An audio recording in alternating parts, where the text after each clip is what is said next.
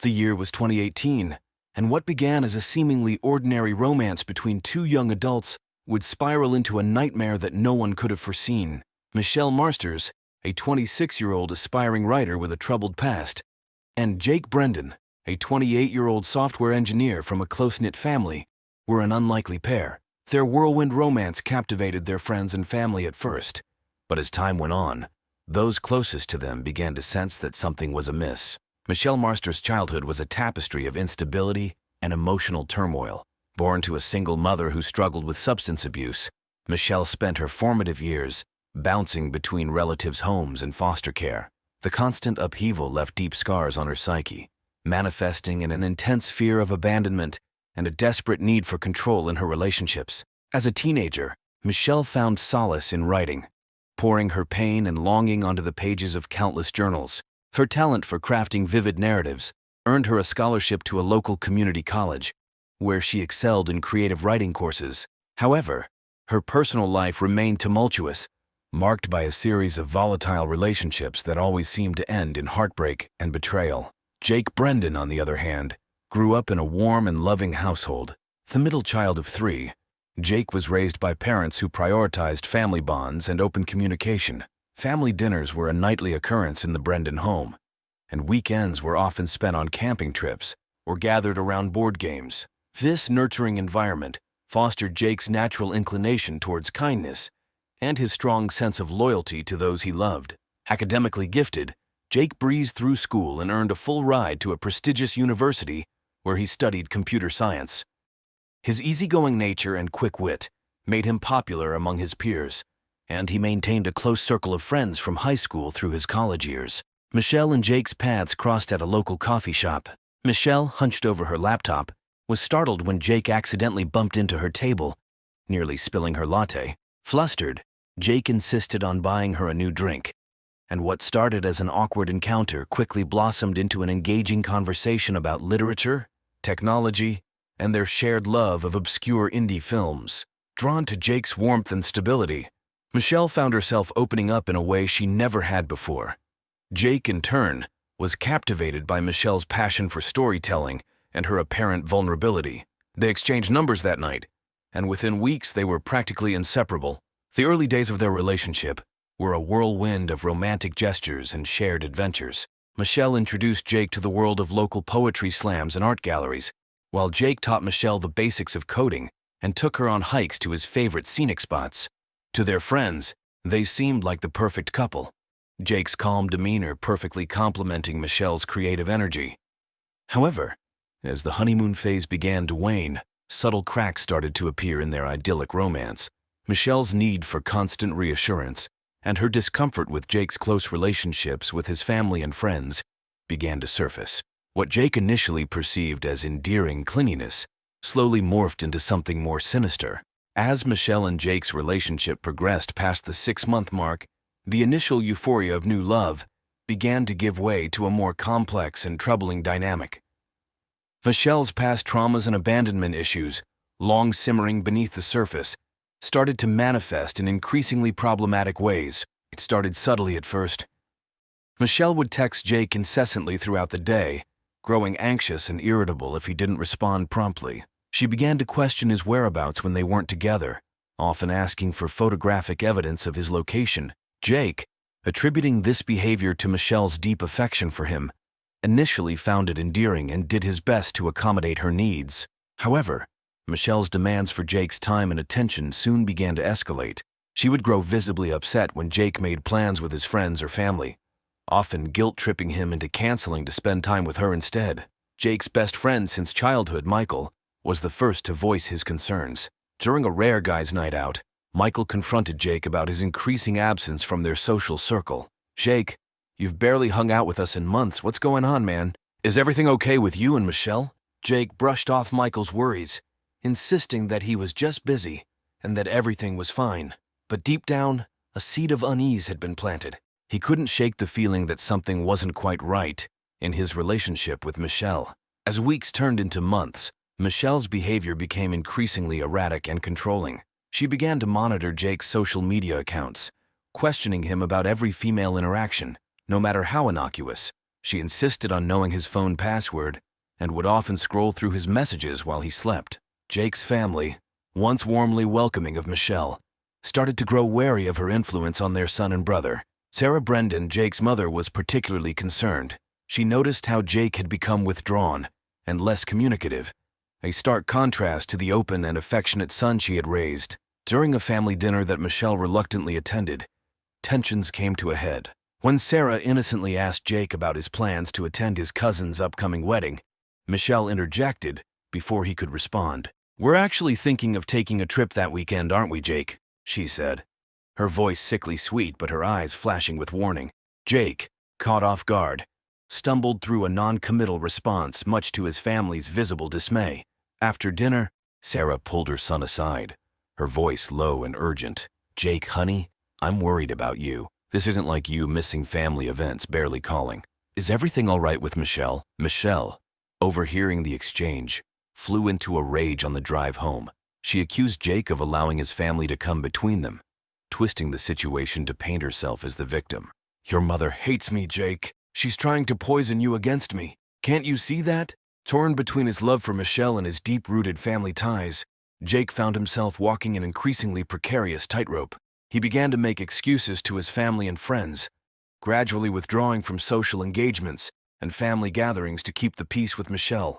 As Jake's world shrank to revolve almost entirely around Michelle, her paranoia and possessiveness only intensified. She began to see threats to their relationship everywhere, in Jake's co-workers, in casual interactions with strangers, and especially in his family's attempts to maintain a connection with him. As Michelle's grip on Jake's life tightened, a part of him began to resist.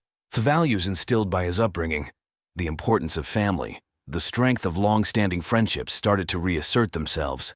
This internal conflict came to a head on a chilly November evening, nearly a year into their relationship.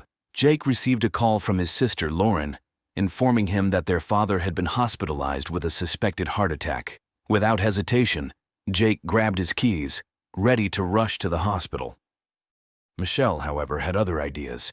"Jake, you can't go," she pleaded. "We were supposed to have dinner together. You promised." Jake, torn between his worry for his father and his fear of upsetting Michelle, tried to reason with her.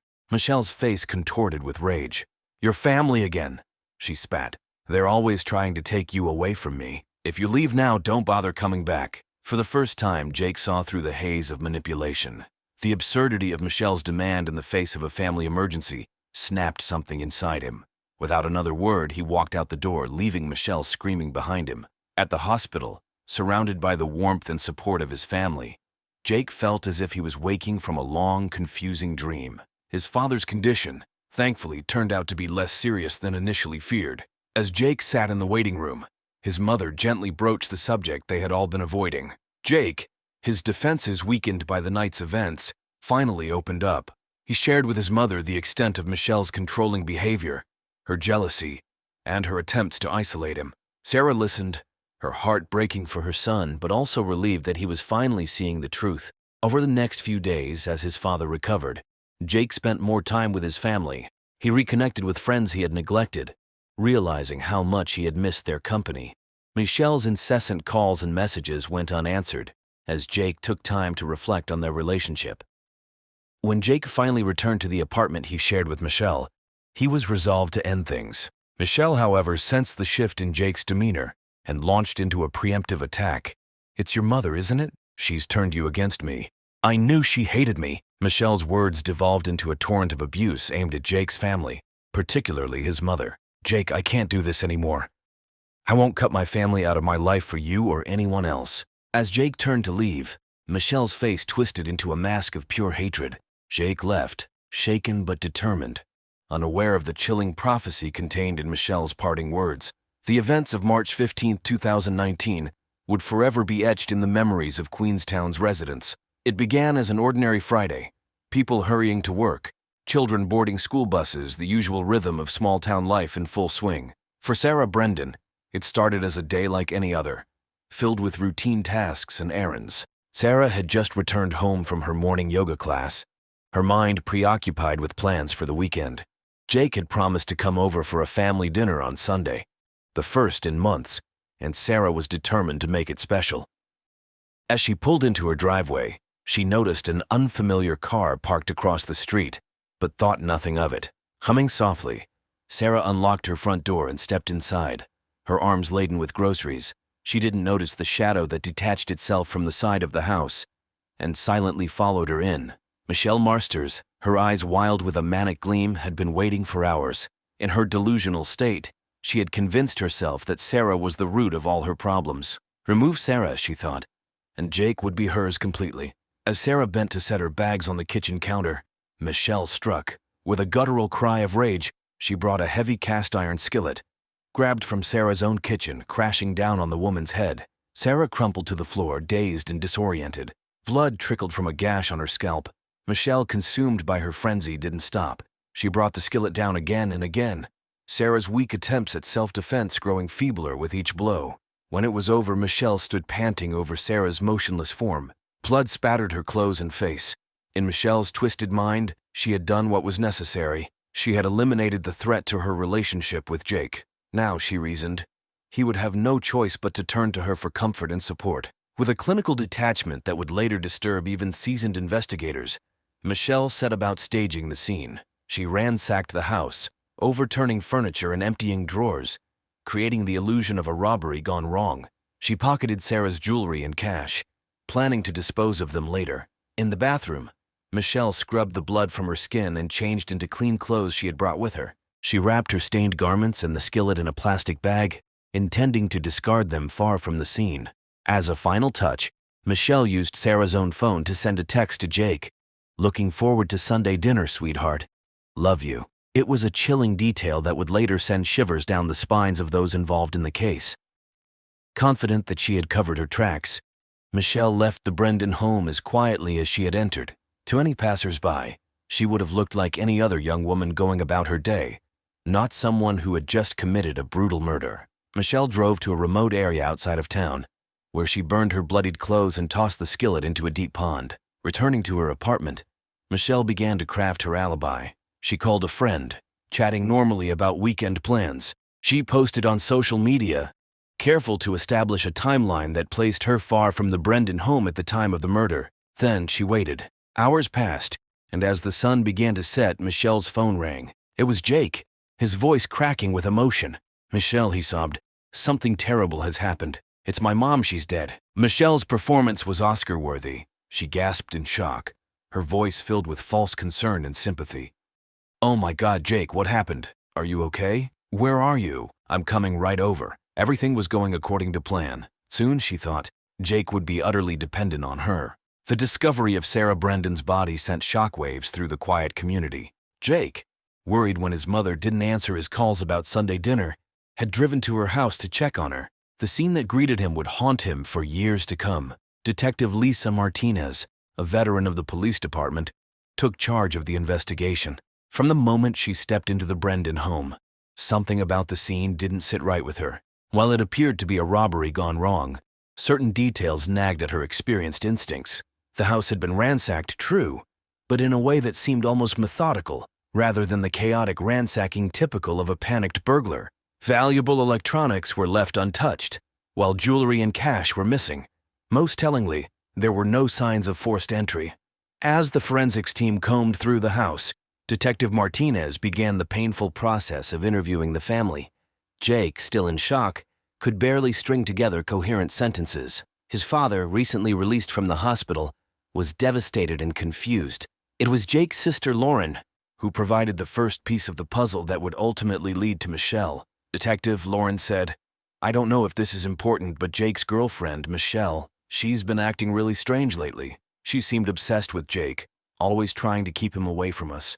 Martinez's interest was piqued. She gently probed for more information, and Lauren opened up about the gradual isolation Jake had experienced, the tension between Michelle and their mother, and the recent confrontation that had led to Jake spending more time with his family.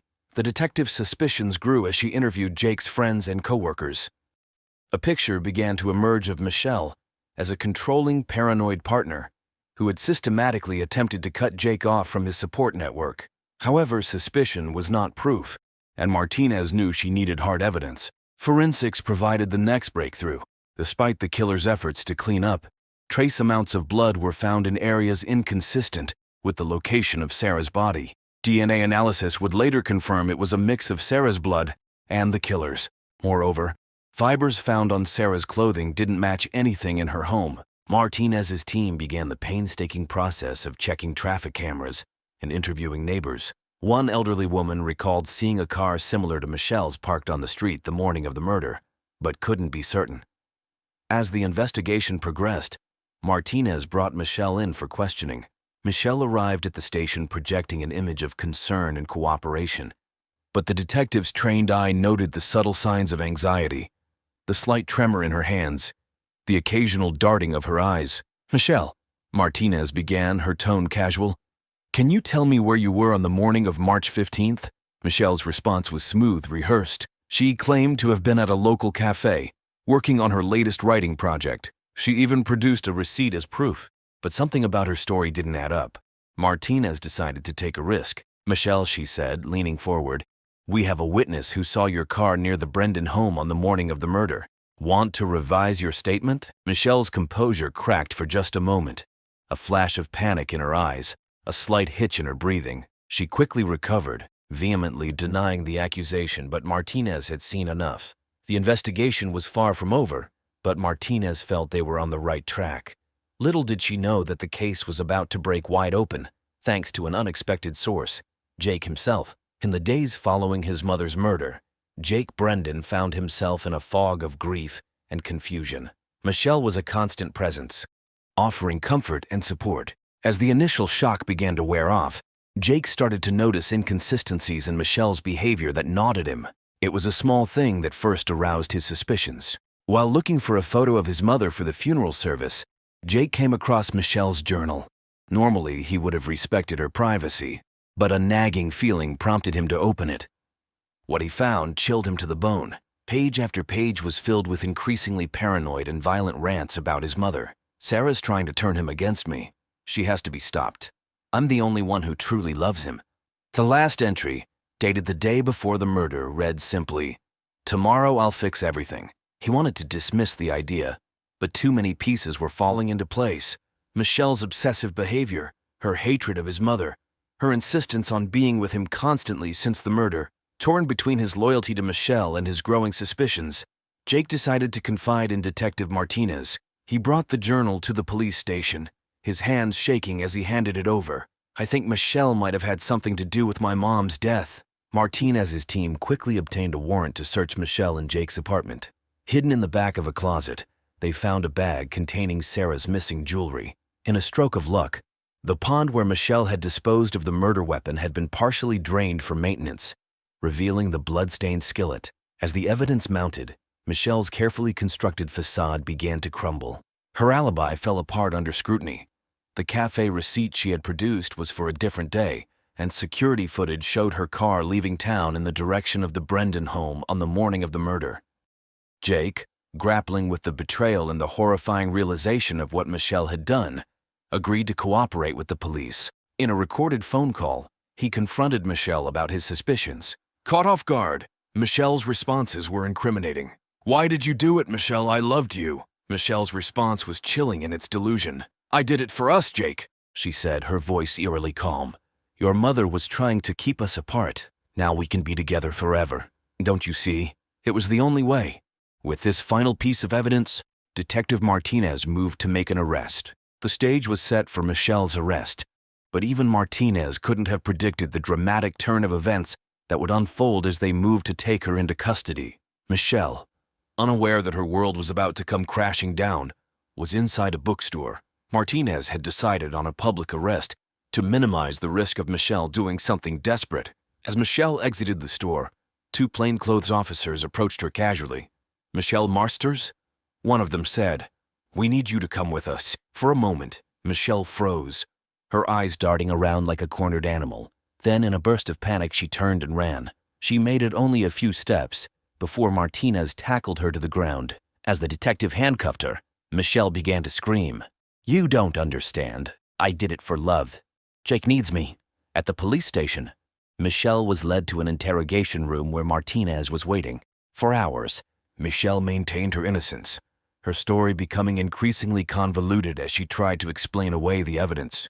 Martinez watched patiently, waiting for the right moment to break through Michelle's defenses. Finally, as exhaustion and the weight of her lies began to take their toll, Martinez played her trump card. She placed Jake's journal in front of Michelle. "Jake found your journal. He knows what you did."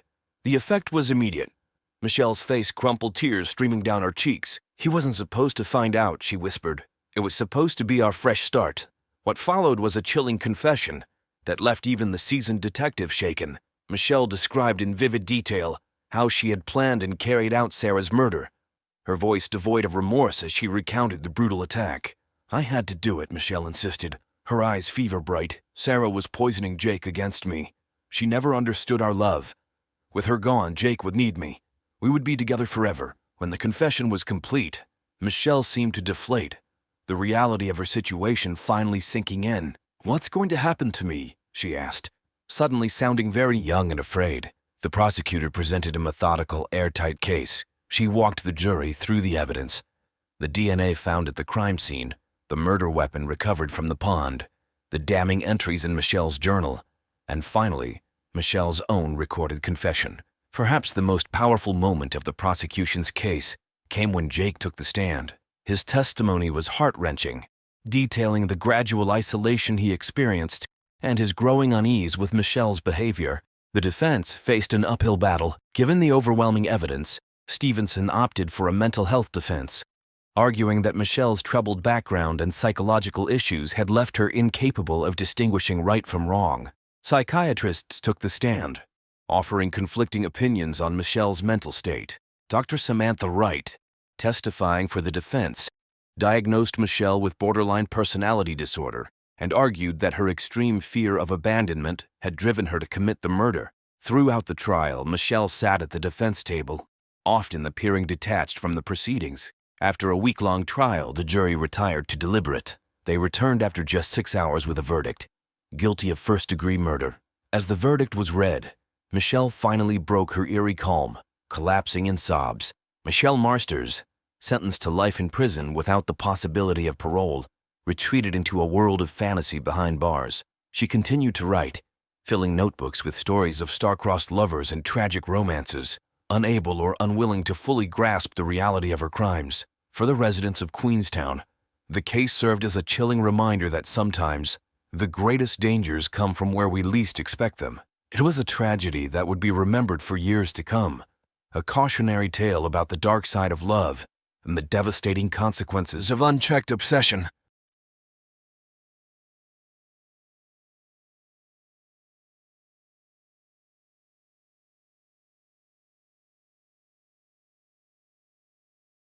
Andrew and Paula Keene's love story began like many others in Pinewood, at the annual Harvest Festival 15 years earlier.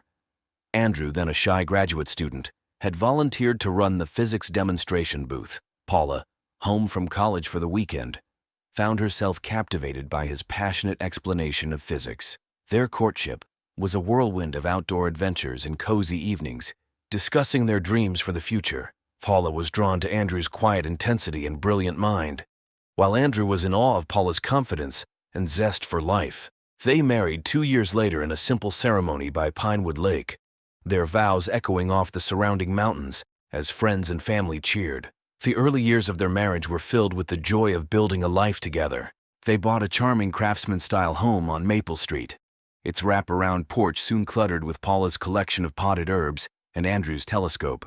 Weekends were spent hiking the nearby trails or hosting game nights with their growing circle of friends. To the outside world, the Keenes appeared to be the perfect couple, supportive, affectionate, and deeply in sync. But as time passed, small fissures began to appear in their relationship. Paula's career in marketing took off, bringing with it late nights at the office and frequent business trips. Andrew, content with his position as a high school teacher, struggled to understand his wife's drive for professional success. He began to feel left behind, his world shrinking as Paula's expanded. Their conversations, once flowing freely, became stilted and superficial. Paula found herself frustrated by Andrew's reluctance to try new experiences or socialize outside their established routines. Andrew, in turn, felt increasingly inadequate in the face of Paula's vibrant social life and career achievements. Attempts to rekindle their connection often fell flat. A romantic getaway to the Oregon coast ended in tense silence as they realized how little they now had in common. Date nights became an exercise in checking boxes rather than genuinely connecting. Even their physical intimacy waned, with both making excuses to avoid the awkwardness of forced passion. It was in this fragile state that Paula Keene first crossed paths with David Reeves, setting in motion a chain of events that would shatter the delicate equilibrium of their marriage and lead to consequences neither could have imagined. The seeds of Paula and David's affair were planted on a rainy Tuesday afternoon at the Pinewood Business Association mixer. Paula, representing her marketing firm, found herself drawn to the charismatic newcomer who spoke passionately about revitalizing the town's visual branding. David's enthusiasm was infectious, and Paula soon realized an hour had passed in what felt like minutes. Over the following weeks, their paths continued to cross professionally. Paula's firm hired David for a series of projects, necessitating frequent meetings and collaboration. What began as a working relationship quickly evolved into a friendship, with shared lunches extending well beyond the allotted hour as they discovered a mutual love for contemporary art and obscure indie films. Paula found herself looking forward to their interactions, feeling a spark of excitement she hadn't experienced in years. David's attentiveness and genuine interest in her thoughts made her feel seen in a way she had long forgotten. For his part, David was captivated by Paula's quick wit and the passion that shone through when she spoke about her work. The line between professional and personal blurred one evening after a particularly successful presentation to a client. Flush with victory, Paula and David decided to celebrate with drinks at a bar on the outskirts of town. As the night wore on and inhibitions lowered, their conversation turned more intimate. David's hand brushed against Paula's, lingering a moment too long to be accidental. It was Paula who made the first move, leaning in to kiss David as they stood in the parking lot. The kiss, fueled by alcohol and long-suppressed desire, quickly deepened. Their first clandestine rendezvous took place at a small bed and breakfast in the next town over. As they fell into each other's arms, all thoughts of consequences faded away. In the afterglow, tangled in rumpled sheets, Paula and David convinced themselves that what they had found was too precious to give up, and so began a careful dance of stolen moments and secret meetings, each rendezvous adding another layer to the web of deceit that would ultimately ensnare them all. For months, Andrew Keene remained blissfully unaware of his wife's infidelity. He attributed Paula's improved mood and renewed energy to a positive shift in her work life. However, as winter gave way to spring, small inconsistencies began to gnaw at the edges of his consciousness. It started with little things: Paula's sudden interest in obscure bands she'd never mentioned before, hushed phone conversations that abruptly ended when he entered the room, and an inexplicable nervousness whenever plans changed unexpectedly. Andrew initially dismissed these observations, not wanting to acknowledge the growing unease in the pit of his stomach. The pivotal moment came on a quiet Sunday afternoon. Paula had left her laptop open on the kitchen counter, and as Andrew reached past it to grab a mug, a notification flashed across the screen. The message preview from an unsaved number read, "Can't wait to see you tomorrow. Last time was..." Andrew's hand froze mid-air. He knew he shouldn't look, that doing so would violate Paula's privacy. But the seed of suspicion, once planted, grew rapidly. With trembling fingers, he opened the message thread. What he found confirmed his worst fears. Months of intimate exchanges, thinly veiled references to secret meetings, and declarations of passion scrolled before his eyes. The final piece of the puzzle fell into place when he saw a photo David had sent. Nauseated and shaking, Andrew closed the laptop and retreated to the basement, his mind reeling. When Paula returned home that evening, she found him sitting in the dark, his eyes red-rimmed and distant. The confrontation that followed was brutal in its rawness. Paula, caught off guard, initially tried to deny everything, but faced with the evidence Andrew had discovered, she finally broke down and confessed to the affair. As Paula sobbed and attempted to explain, Andrew listened in stony silence. When she finished, he stood up and walked out of the room without a word, leaving Paula alone with the wreckage of their marriage strewn around her. In the days following his devastating discovery, Andrew Keene surprised everyone with his apparent, calm acceptance of the situation.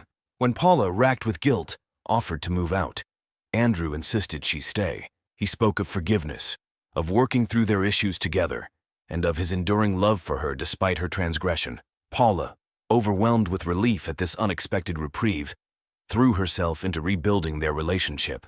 She ended things with David in a terse phone call, blocking his number and social media accounts. She suggested couples therapy, date nights, and even a second honeymoon to rekindle their connection. To their friends and colleagues, the Keens presented a united front. They were seen holding hands at the farmers' market, laughing together at local events, and Andrew even surprised Paula with flowers at her office. Many in Pinewood commented on how the couple seemed stronger than ever, admiring their ability to weather such a storm. But beneath this carefully constructed facade, a very different reality was unfolding. Andrew's forgiveness was a masterful performance, concealing a heart twisted by betrayal and a mind consumed by thoughts of revenge. Each gentle word and loving gesture was calculated, designed to lull Paula into a false sense of security while he grappled with his growing obsession. Late at night, while Paula slept, Andrew would lie awake, his mind replaying imagined scenes of his wife in David's arms. He began keeping a journal, filling pages with dark musings and elaborate fantasies of confronting his wife's lover. The act of writing these thoughts became a pressure valve, allowing him to maintain his cool exterior. While his inner turmoil intensified, Paula, eager to believe in their reconciliation, overlooked the subtle signs of Andrew's internal struggle. As weeks turned into months, the charade became second nature to Andrew. He played the role of the forgiving husband with chilling precision, all while his resentment festered and grew. He began to view his performance as a cosmic joke, taking a perverse pleasure in how easily everyone, especially Paula, bought into the illusion. As summer faded into autumn, Andrew Keen's carefully maintained facade began to crack under the weight of his growing obsession. At school, Andrew found himself unable to focus on his lessons, his mind constantly wandering to thoughts of Paula and David together. He snapped at students for minor infractions, his usual patience evaporating like morning dew. Colleagues noticed the change, whispering concerns about his erratic behavior in the teacher's lounge. As his jealousy deepened, Andrew's behavior grew increasingly erratic. He installed a hidden GPS tracker on Paula's car, justifying the invasion of privacy as necessary to ease his fears. Late at night, he would pore over her location data, constructing elaborate scenarios to explain any deviation from her usual routes. Andrew's once diverse interests narrowed to a singular focus, monitoring Paula and by extension David. He created fake social media accounts to follow David online, scrutinizing every post and interaction for any hint of continued contact with Paula. Hours were spent driving past David's apartment and office, hoping to catch a glimpse of something, anything to confirm his suspicions. The turning point came on an October evening. Andrew, having convinced himself that Paula was meeting David after work, followed her to a small art gallery downtown. As he watched from across the street, he saw Paula emerge from the gallery, laughing and chatting with a group of colleagues. There was no sign of David. In that moment, something inside Andrew snapped. The realization that his suspicions were unfounded did nothing to quell the rage and humiliation that had been building for months. Sitting in his car watching Paula drive away, Andrew made a decision. If reality wouldn't conform to his suspicions, he would force it to do so. He would create a situation that would justify his jealousy, his anger, and ultimately, the retribution he now craved. The location was his first major decision. Andrew knew the crime scene needed to be isolated enough to avoid witnesses, but not so remote as to arouse suspicion. After careful consideration, he settled on an abandoned lumber mill on the outskirts of town. The dilapidated building, slated for demolition in the coming year, offered both privacy and multiple access points. Next came the question of method. Andrew wanted something that would be difficult to trace back to him, ruling out firearms or any weapon he would need to purchase. After much deliberation, he decided on a garrote, silent, effective, and easily made from household materials. Piece by piece, Andrew accumulated the necessary supplies. He bought lengths of wire from different hardware stores across the county, paying cash each time. Gloves, bleach, and other cleaning supplies were added to regular shopping trips in small quantities to avoid arousing suspicion. He crafted a fake email account under the guise of a local arts organization. He composed a message to David, inviting him to participate in a secretive art installation project at the mill. The email emphasized the need for discretion, explaining that the project was meant to be a surprise for the community. Andrew knew that David's ego and artistic ambitions would make such an offer irresistible. As he waited for David to take the bait, Andrew fine-tuned the details of his plan. He meticulously cleaned his car, removing any traces of hair or fibers that could later implicate him. He purchased a burner phone with cash from a convenience store 2 towns over, using it to communicate with David under the guise of the arts organization coordinator. The night before the planned meeting, Andrew made a final visit to the lumber mill. He cleared a path through the debris, ensuring he would have a clean line of sight from his hiding spot to the entrance. With gloved hands, he positioned the garrote wire behind a stack of rotting pallets, ready to be grabbed at a moment's notice. As he stood in the musty darkness of the mill, the reality of what he was about to do finally hit Andrew. With grim determination, Andrew left the mill and drove home, knowing that the next time he returned it would be to commit murder. Andrew Keene went through the motions of his morning routine, kissing Paula goodbye with a casualness that belied the turmoil roiling within him. He taught his classes on autopilot, his mind fixated on the events to come. As the final bell rang, Andrew hurried to his car, his heart pounding. He drove to the lumber mill, taking a circuitous route to avoid being seen. Parking a quarter-mile away, he donned a pair of nondescript boots he'd purchased for the occasion and made his way to the mill on foot. Inside the dilapidated structure, Andrew positioned himself behind the stack of pallets, the garrote wire coiled in his gloved hands. The minutes ticked by with agonizing slowness, each sound from outside sending a jolt of adrenaline through his body. At precisely 4:30 p.m., the crunch of tires on gravel announced David's arrival. Andrew held his breath as footsteps approached, echoing in the cavernous space. David's voice called out tentatively, "Hello? Is anyone here?" Andrew remained perfectly still, watching as David moved further into the mill. When David's back was turned, Andrew emerged from his hiding spot, wire at the ready. In 3 quick strides, he was behind David. Before David could fully register the presence behind him, Andrew looped the wire around his throat and pulled tight. David's hands flew up, clawing desperately at the wire cutting into his neck. He thrashed violently, his elbow catching Andrew in the ribs with surprising force.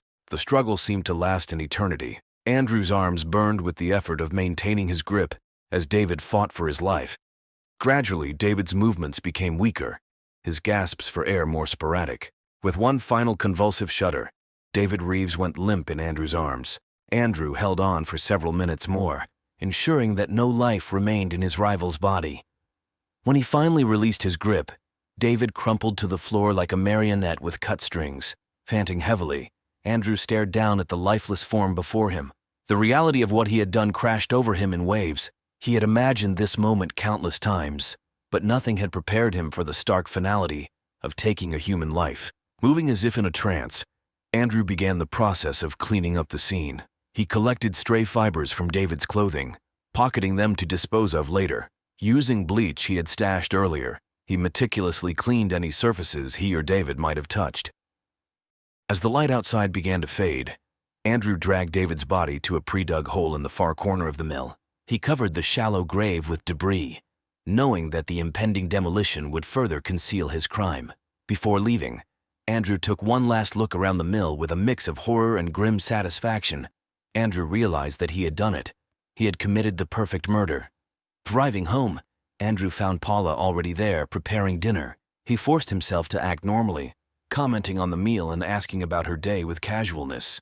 Over the next few days, Andrew was hyper-aware of every news report and passing police car. He scoured local news websites for any mention of David's disappearance, but found nothing. The lack of immediate alarm was both a relief and a new source of anxiety. Paula, oblivious to the turmoil beneath her husband's calm exterior, commented on how much more relaxed Andrew seemed lately. She attributed it to their efforts at reconciliation, never suspecting the dark truth behind his changed demeanor. A week after the murder, the first signs of concern about David's whereabouts began to surface. His clients reported missed deadlines and unanswered calls. Friends posted on social media, asking if anyone had heard from him. Andrew watched these developments with a mixture of dread and perverse fascination. When the police finally became involved, Andrew was ready. He had prepared a detailed account of his movements on the day of David's disappearance, complete with fabricated receipts and a meticulously edited digital trail. He even mentioned to Paula in earshot of a neighbor that he hoped that nice graphic designer was okay, establishing an alibi of concern.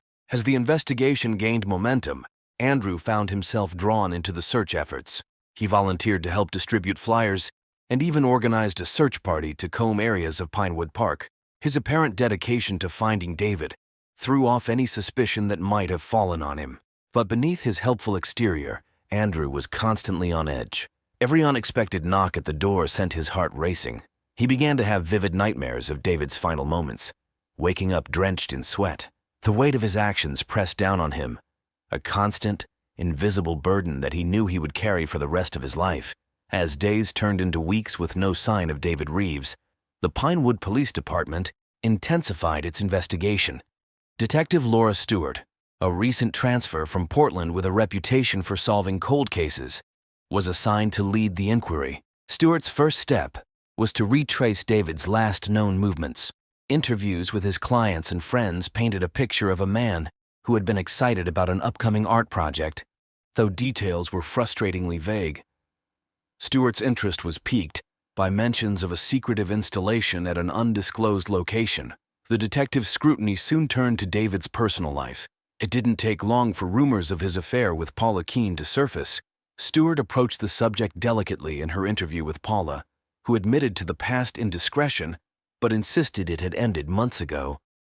Andrew, present for the interview, played the part of the supportive husband perfectly, expressing sympathy for David's disappearance despite the history. As Stewart dug deeper, inconsistencies began to emerge. David's bank records showed no unusual activity, and his passport remained in his apartment. His car was found parked at his residence, ruling out the possibility that he had simply left town. The more Stewart investigated, the more convinced she became that David had met with foul play. A breakthrough came when a hiker reported finding David's phone in Pinewood Park, miles from his usual haunts. Forensic analysis revealed that the phone had been wiped clean of data, an act that struck Stewart as deliberate and suspicious. With each new piece of evidence, the circle of suspects narrowed. Stewart found herself returning again and again to the Keenes. Paula's affair provided a motive, but her genuine distress seemed authentic. Andrew's alibi was solid, yet something about his too perfect responses nagged at Stewart's instincts. As autumn deepened into winter, the case consumed Detective Stewart. She spent long nights poring over evidence, convinced that the key to unraveling the mystery lay somewhere in the complex web of relationships surrounding David Reeves. Little did she know, the truth was far closer and far more chilling than she could have imagined. The turning point in the investigation came on a frigid December morning, 3 months after David Reeves's disappearance. A team of surveyors, assessing the old lumber mill for demolition, made a grisly discovery. Partially unearthed by recent heavy rains, David's decomposing body was found in a shallow grave. Detective Stewart and her team descended on the scene, meticulously combing the area for evidence. Despite Andrew's careful cleanup, trace evidence remained. Fibers matched to David's clothing were found embedded in the floorboards, and DNA analysis of the soil revealed blood spatter consistent with a violent struggle. The discovery of the body shifted the investigation into high gear. Stewart re-interviewed everyone connected to David, this time with a sharper focus. It was during her second conversation with Andrew Keene that things began to unravel. Stewart noticed subtle inconsistencies in Andrew's story, minor details that didn't quite align with his previous statements. His demeanor, once calmly cooperative, now had an undercurrent of nervousness. When Stewart casually mentioned that they had surveillance footage from near the lumber mill, she saw a flicker of panic cross Andrew's face before he quickly composed himself. That momentary lapse was all Stewart needed. She intensified her questioning, probing deeper into Andrew's alibi for the day of David's disappearance. Under the relentless pressure, Andrew's carefully constructed facade began to crumble. In a dramatic turn, Andrew broke down and confessed to the murder. He recounted the entire sordid tale, his discovery of the affair, his months of secret planning, and the final fatal confrontation at the lumber mill. As he spoke, it was as if a dam had burst, years of pent-up emotion pouring out in a torrent of words. Paula, brought in for questioning separately, was shattered by the revelation. She struggled to reconcile the loving, forgiving husband she thought she knew with the man capable of such a calculated act of violence. Her world, already fragile from the strain of the affair and its aftermath, collapsed entirely. As news of Andrew's confession spread, the town of Pinewood reeled in shock. The image of the Keenes as the perfect couple, even in the face of adversity, was shattered. Friends and colleagues struggled to understand how they could have missed the signs of Andrew's deteriorating mental state. In the following weeks, more details emerged. His internet search history revealed months of research on undetectable poisons and body disposal methods. The depth of his obsession and the meticulous nature of his planning chilled even the most seasoned detectives. Andrew Keene was charged with first-degree murder. As he awaited trial, psychologists debated whether his actions were the result of temporary insanity or a more deep-seated pathology. Paula, grappling with her own guilt and the traumatic loss of both her lover and her husband, retreated from public life. The case of David Reeves's murder would long be remembered in Pinewood as a tragic reminder that even in the most seemingly idyllic settings, darkness can lurk just beneath the surface. It served as a cautionary tale about the destructive power of jealousy and the unforeseen consequences of betrayal, forever changing the way the town viewed itself and its inhabitants.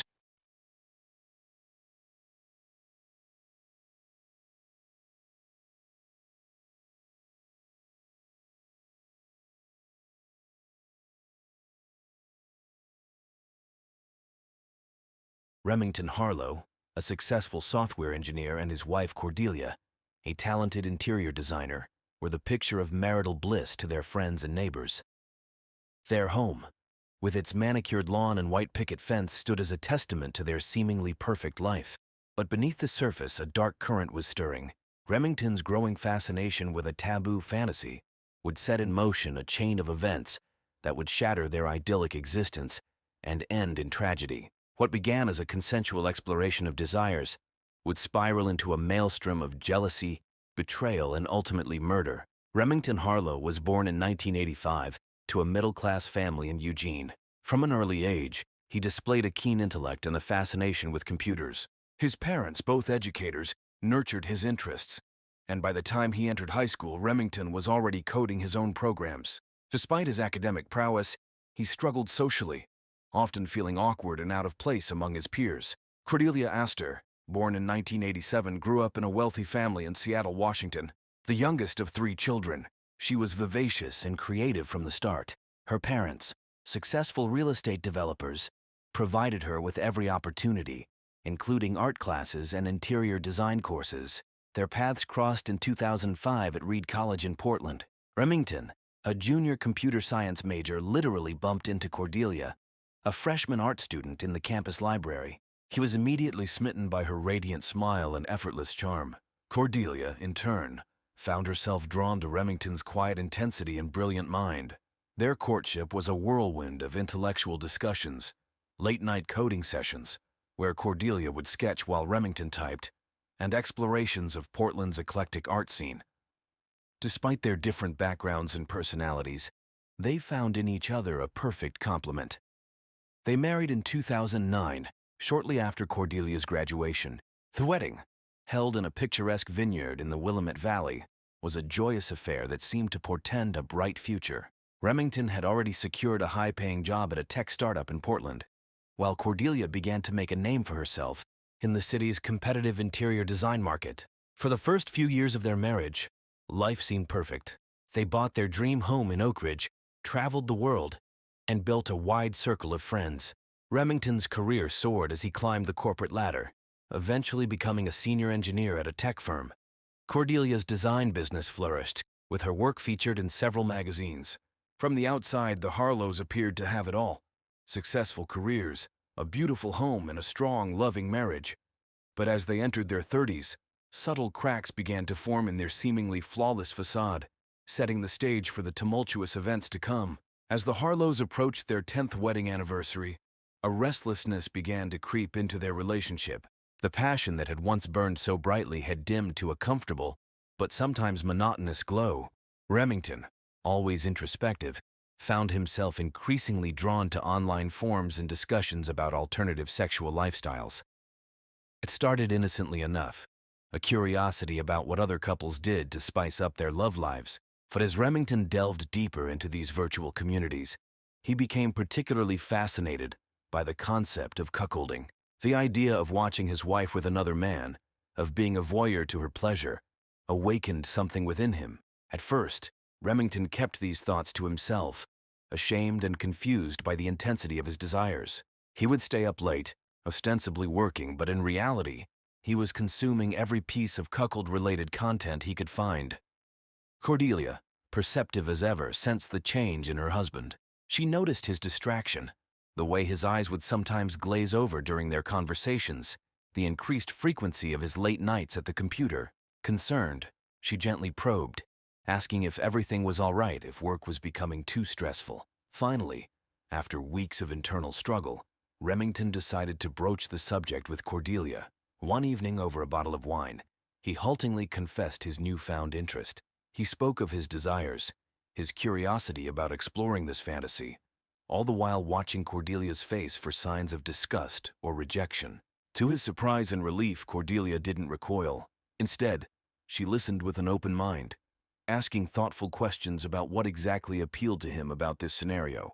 While she expressed initial reservations, she also admitted to a certain intrigue. The idea of being desired by another man, of being the center of attention, held its own allure. This conversation marked a turning point in their marriage. What had been a private fantasy for Remington was now out in the open, a possibility to be explored together.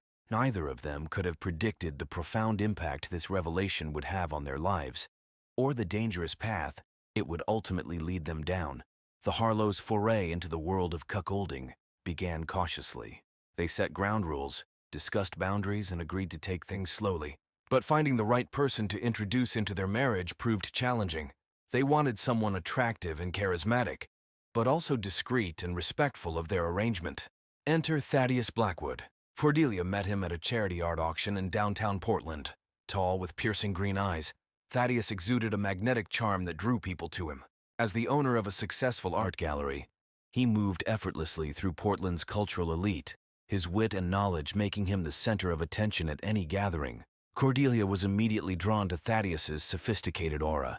They spent the evening in animated conversation about emerging artists and the latest trends in interior design. When Thaddeus casually mentioned being unattached and open to new experiences, Cordelia felt a spark of excitement. She relayed her encounter to Remington that night, watching his eyes light up as she described Thaddeus. They agreed that he might be the perfect candidate for their exploration. Remington encouraged Cordelia to nurture the connection, his excitement palpable. Over the next few weeks, Cordelia and Thaddeus met for coffee several times, ostensibly to discuss potential collaborations between his gallery and her design firm.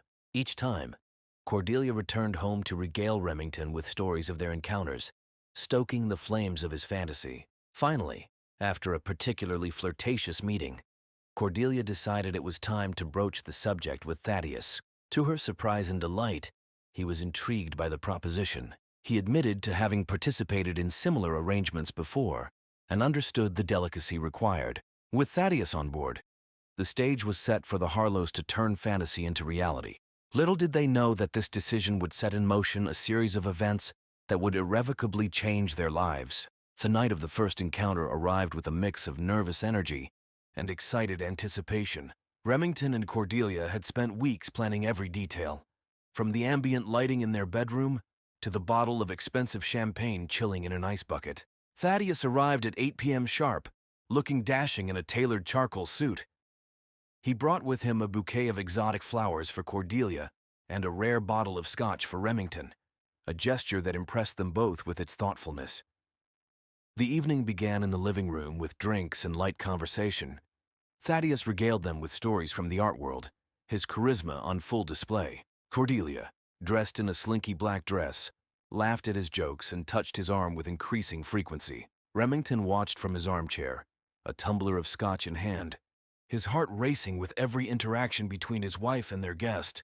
As the night progressed and the alcohol flowed, the atmosphere grew charged with sexual tension. Finally, with a meaningful look at Remington, Cordelia took Thaddeus by the hand and led him upstairs. In the bedroom, Remington settled into a corner armchair as Cordelia and Thaddeus began to kiss passionately. When Thaddeus and Cordelia finally fell onto the bed, their bodies entwined, Remington felt a potent mix of arousal and an unexpected twinge of jealousy. The encounter itself was intense and passionate. Remington watched, transfixed, as his fantasy played out before his eyes. The reality was more visceral, more overwhelming than he had imagined. Afterwards, as they all lay spent and silent, Remington felt a complex swirl of emotions. There was satisfaction, certainly.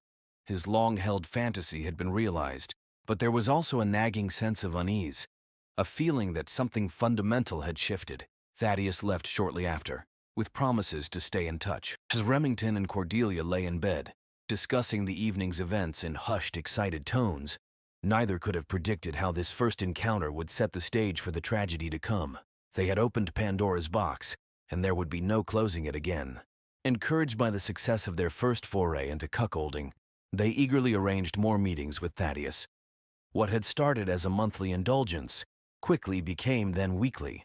Each encounter seemed to push the boundaries further, with Thaddeus staying longer, the sessions growing more intense and intimate. Remington's role began to evolve as well. Cordelia said in an interview that he was initially content to watch from afar.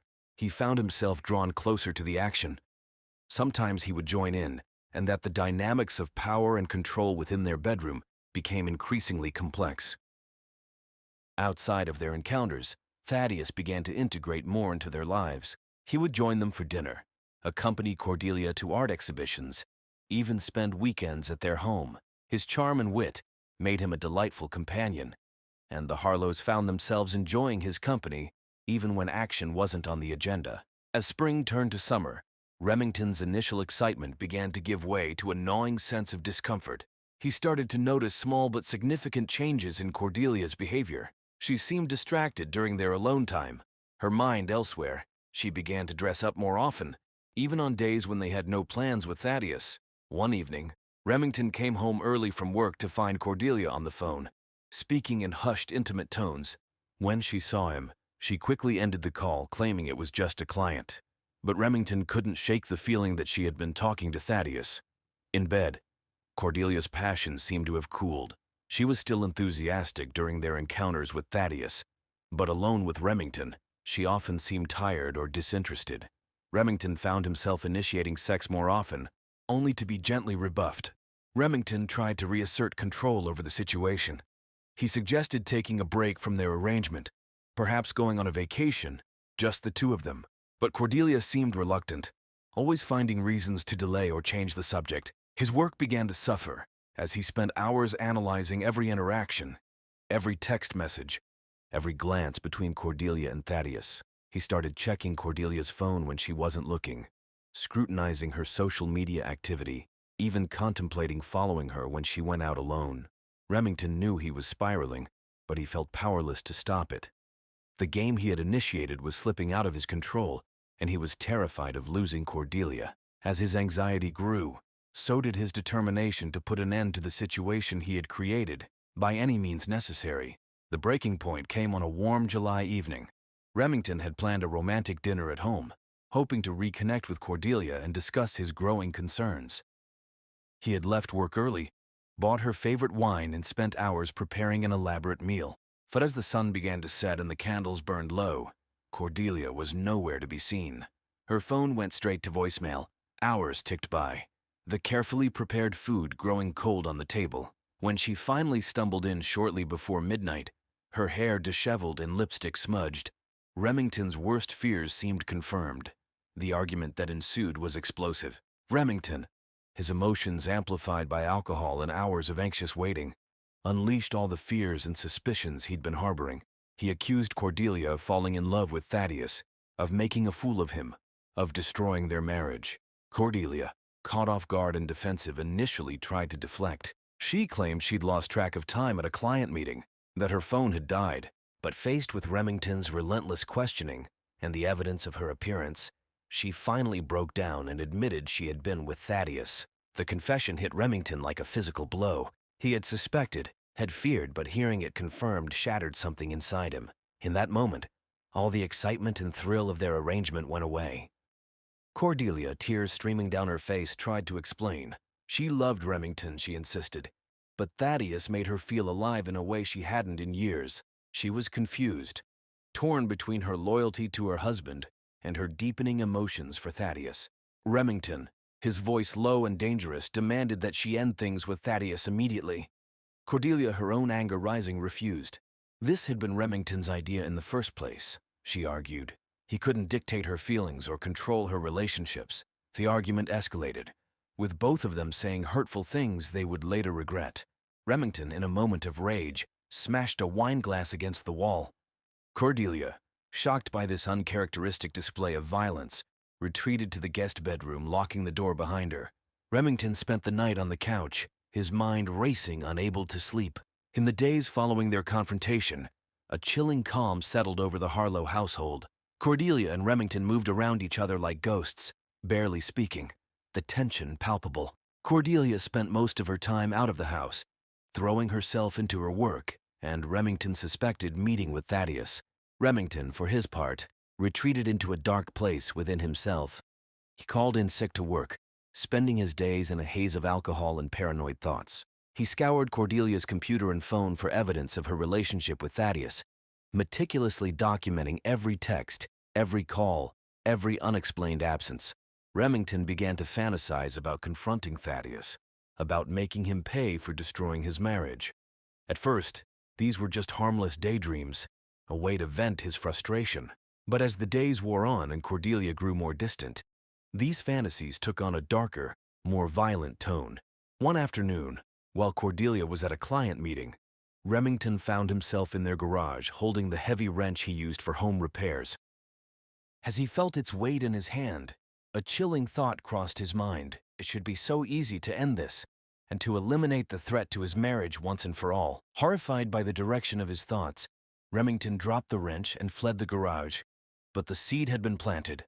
As he paced the house, gulping down glasses of whiskey, the idea took root and grew. By the time night fell, what had started as a fleeting, horrifying thought had crystallized into a plan. August 15th dawned hot and humid, the air heavy with the promise of an approaching storm. Remington woke early, his head pounding from another night of heavy drinking, but his resolve unwavering. Today would be the day he confronted Thaddeus, the day he reclaimed control over his life and his marriage. He spent the morning in a feverish state of preparation. He showered, shaved, and dressed with meticulous care, as if preparing for an important business meeting rather than the violent confrontation he was planning. In the garage, he selected the wrench he had held days earlier, wrapping it in a towel and placing it in a nondescript gym bag. Cordelia left for work around 9 a.m., barely acknowledging Remington as she rushed out the door. As soon as she was gone, Remington got into his car and drove to Thaddeus's gallery. He parked across the street, watching as Thaddeus arrived, greeting his employees with his characteristic charm. For hours, Remington sat in his car. As closing time approached, Remington watched Thaddeus bid goodbye to his last customer and begin closing up the gallery. This was the moment he had been waiting for. With shaking hands, he grabbed the gym bag and crossed the street. Thaddeus was locking the gallery door when Remington approached. He turned, surprise flickering across his face before it settled into a wary smile. "Remington," he said, "this is unexpected. Is everything all right?" Remington felt a surge of rage at Thaddeus's casual tone, as if he hadn't been destroying Remington's life for months. Without conscious thought, he swung the gym bag, catching Thaddeus off guard and sending him stumbling back against the gallery door. What followed was a blur of violence and desperation. Remington pulled out the wrench, swinging it wildly as Thaddeus tried to defend himself. But Remington was beyond reason. Every blow was fueled by months of jealousy, insecurity, and rage. When it was over, Remington stood panting over Thaddeus's motionless body, the wrench slick with blood in his trembling hand. The reality of what he had done crashed over him like a tidal wave. He had just killed a man. He had just destroyed his own life in a futile attempt to save it. Remington went through the motions of covering his tracks. He dragged Thaddeus's body into the alley behind the gallery, hiding it behind a dumpster. He wiped down the door handle and any surfaces he might have touched. Then, still in a state of shock, he drove home, the weight of his actions settling over him like a shroud. The storm that had been threatening all day finally broke as Remington pulled into his driveway, the rain washing away the blood on his hands, but doing nothing to cleanse his conscience. The hours following the murder passed in a nightmarish blur for Remington. He stumbled into the house, barely making it to the bathroom before violently emptying the contents of his stomach. As the adrenaline wore off, the full impact of his actions hit him. He had killed a man. He was a murderer. Operating on autopilot, Remington set about destroying evidence. He burned his clothes in the backyard fire pit, scrubbed the car clean, and took a shower. When Cordelia came home, Remington had composed himself enough to feign normalcy. He greeted her with forced cheerfulness, suggesting they order takeout and watch a movie. As they sat on the couch, the TV flickering unwatched, Remington's mind raced. He knew it was only a matter of time before Thaddeus's body was discovered. He needed an alibi, a story to tell when the inevitable questions came. He casually mentioned to Cordelia that he had spent the day at home catching up on work and doing some yard work. He even showed her a small cut on his hand, claiming he had nicked himself while pruning the rose bushes, a cut that had actually come from his struggle with Thaddeus. 2 days after the murder, the news broke. Thaddeus Blackwood, prominent art dealer and fixture of Portland's cultural scene, had been found dead behind his shop. The police were treating it as a homicide. Remington learned of the discovery while at work, overhearing colleagues discussing the shocking news. He felt the blood drain from his face, his hands shaking so badly he had to excuse himself to the restroom. The investigation moved quickly. Detective Eliana Rossi, a veteran of the Police Bureau's Homicide Division, took charge of the case. She and her team combed through Thaddeus's life, interviewing friends, family, and business associates. It didn't take long for them to uncover Thaddeus's relationship with the Harlows. Cordelia, devastated by the news of Thaddeus's death, initially tried to downplay their connection, but faced with evidence from Thaddeus's phone records and witness accounts, she eventually admitted to their affair. When the police came to interview Remington, he was prepared. He expressed shock and sadness at Thaddeus's death, acknowledging that while their arrangement had been unconventional, he had considered Thaddeus a friend. He calmly recounted his movements on the day of the murder, his story aligning perfectly with what he had told Cordelia. Detective Rossi, however, sensed something off about Remington's demeanor. His calm seemed forced, his grief a touch too performative. She made a mental note to dig deeper into his background and movements. As the investigation progressed, the police began to piece together a timeline of Thaddeus's last day. Security footage from nearby businesses showed him entering the gallery in the morning but never leaving. His last phone call had been to Cordelia, ending abruptly around closing time. The net was slowly closing around Remington. As the days turned into weeks, Cordelia's grief over Thaddeus's death deepened. She threw herself into her work, often staying late at the office, avoiding the stilted silences that now characterized her home life with Remington. At first, Remington's attentiveness in the wake of the tragedy had touched her. He seemed genuinely concerned for her well-being, always ready with a comforting word or a shoulder to cry on. But as time passed, she began to notice inconsistencies in his behavior. Cordelia found herself revisiting the events leading up to Thaddeus's death. She remembered Remington's jealousy, his desperate pleas for her to end the affair. The more she thought about it, the more a terrible suspicion began to take root in her mind. She started paying closer attention to Remington's actions, noting when he left the house, checking his browser history when he wasn't around. She even considered hiring a private investigator, but couldn't bring herself to take that final step.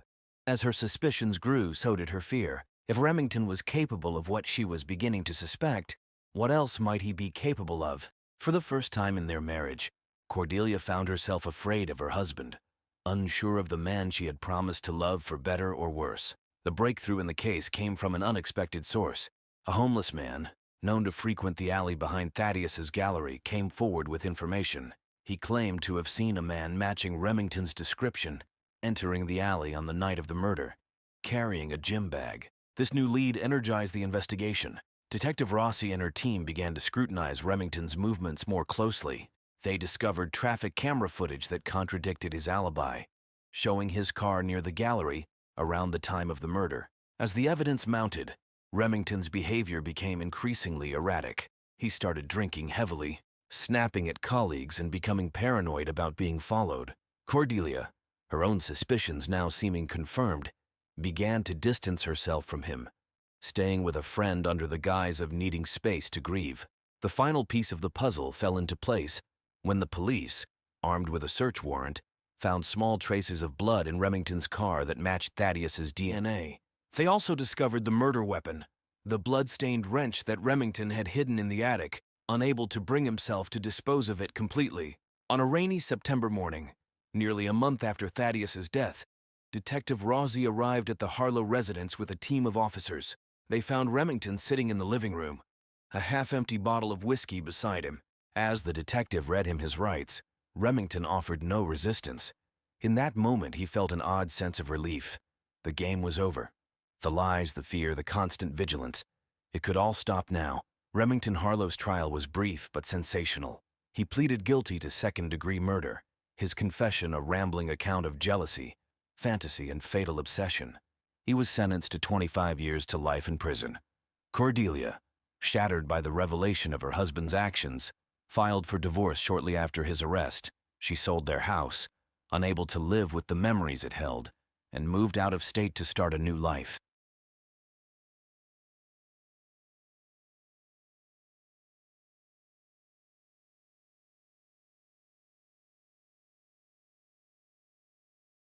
On the morning of September 15, 2019, the body of Sydney Watkins, a 35-year-old elementary school teacher, was discovered in her modest two-bedroom home. The scene was gruesome, with clear signs of a struggle and multiple stab wounds marring Sydney's body. As detectives combed through the evidence, a chilling story began to emerge, one of a divorce gone wrong, a custody battle spiraling out of control, and a father driven to the unthinkable. At the center of this tragedy was Zendaya Thornton, the 8-year-old daughter of Sydney Watkins and Mark Thornton. Zendaya, a bright and vivacious child, had become the unwitting prize in a tug-of-war between her parents. What started as a mutual decision to end an unhappy marriage had devolved into a bitter feud, with both parties fighting tooth and nail for primary custody of their only child. Mark Thornton was born on July 12, 1982, in Hartford, Connecticut, the only child of Robert and Linda Thornton. From an early age, Mark showed signs of a driven and competitive nature, excelling in both academics and sports. However, beneath the surface of this seemingly idyllic childhood lay a darker reality. Robert Thornton was a strict disciplinarian with a volatile temper, often subjecting young Mark to harsh punishments for minor infractions. Linda, though loving, was passive in the face of her husband's outbursts, leaving Mark to navigate a household where success was demanded and failure was met with anger. As Mark grew older, he internalized his father's perfectionist tendencies and explosive temper. He developed a persona of confidence and charm, but those close to him noted an underlying insecurity and a need for control. Sydney Watkins came from a starkly different background. Born on March 3, 1984, in New Haven, Connecticut, she was the youngest of 3 children in a close-knit, working-class family. Her father, James, was a carpenter, and her mother, Mary, worked part-time as a librarian. Despite their modest means, the Watkins household was filled with love, laughter, and a strong emphasis on education and community service. Growing up, Sydney was known for her kind heart and empathetic nature. She excelled in school, particularly in subjects related to literature and social studies. Her passion for helping others led her to pursue a degree in education at Southern Connecticut State University. Sydney's gentle demeanor and patience made her a natural with children. She volunteered at local youth centers throughout college and, upon graduation, secured a position as a second-grade teacher at an elementary school. Mark and Sydney's paths crossed in the summer of 2008 at a mutual friend's wedding. Mark, then a rising star at his law firm, was immediately drawn to Sydney's warmth and authenticity, qualities that stood in stark contrast to the cutthroat world he inhabited daily. Sydney, in turn, was charmed by Mark's confidence and ambition, seeing in him a drive that complemented her more laid-back nature. Their courtship was a whirlwind romance. Mark swept Sydney off her feet with grand gestures and lavish dates, while Sydney introduced Mark to the simple joys of home-cooked meals and quiet evenings spent in meaningful conversation. After a year of dating, Mark proposed during a surprise weekend getaway to Sydney's vineyard. Sydney, deeply in love and envisioning a future filled with happiness and stability, joyfully accepted. The couple wed in a lavish ceremony in the spring of 2010, with both sides of the family coming together to celebrate what everyone believed would be a long and happy union. The first few years of Mark and Sydney's marriage were, by all accounts, blissful. They purchased a charming home in Oak Ridge, settling into domestic life with enthusiasm. Mark's career continued to flourish, while Sydney found fulfillment in her teaching and in creating a warm, inviting home for the couple. However, as time passed, small cracks began to appear in their seemingly perfect facade. Mark's work hours grew longer, and his stress levels increased as he pursued partnership at his firm. Sydney, while supportive, began to feel neglected and lonely. On April 17, 2011, Zendaya Thornton was born. bringing a renewed sense of joy and purpose to Mark and Sydney's lives. Mark, initially apprehensive about fatherhood given his own complicated relationship with his father, found himself utterly devoted to his daughter. He would spend hours reading to her, playing with her, and planning for her future. As Zendaya approached school age, the differences between Mark and Sydney became more pronounced. These differences led to frequent arguments, with each parent believing they knew what was best for their daughter. By the time Zendaya was 6 years old, the strain on Mark and Sydney's marriage had reached a breaking point. The constant arguments, lack of emotional intimacy, and fundamental disagreements about parenting had eroded the love that once bound them together. The divorce proceedings began in January 2018, and what started as an amicable separation quickly turned contentious. Mark, feeling betrayed and fearing the loss of control over his family, hired Gregory Patel, a notoriously aggressive divorce attorney. Sydney, overwhelmed by the sudden hostility, turned to her college friend Rachel Goldstein, a family law attorney known for her compassionate approach. The legal battle that ensued was bitter and protracted.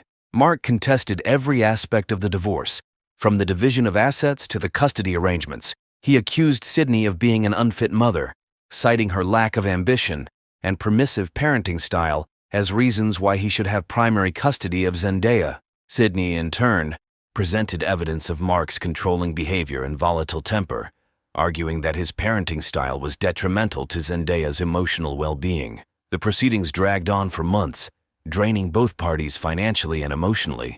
After nearly a year of legal wrangling, the court finally issued its ruling in November 2018. Taking into account Zendaya's age, her established routine, and the testimonies of various experts, the judge awarded joint legal custody to both parents.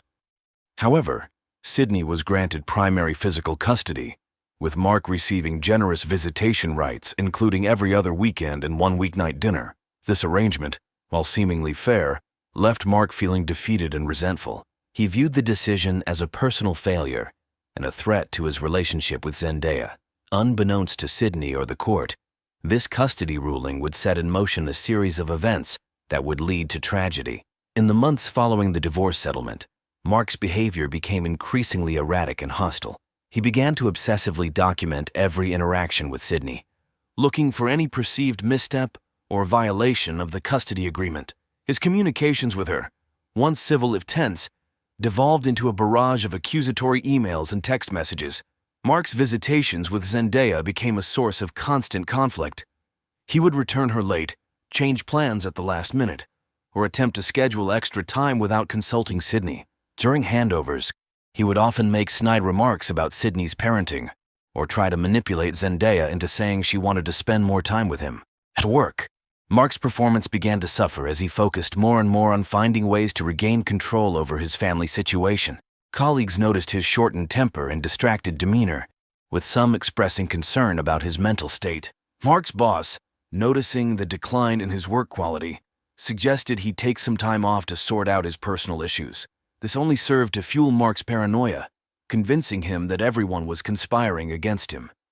Sydney, deeply concerned about the impact of Mark's behavior on Zendaya, did her best to shield their daughter from the growing tension.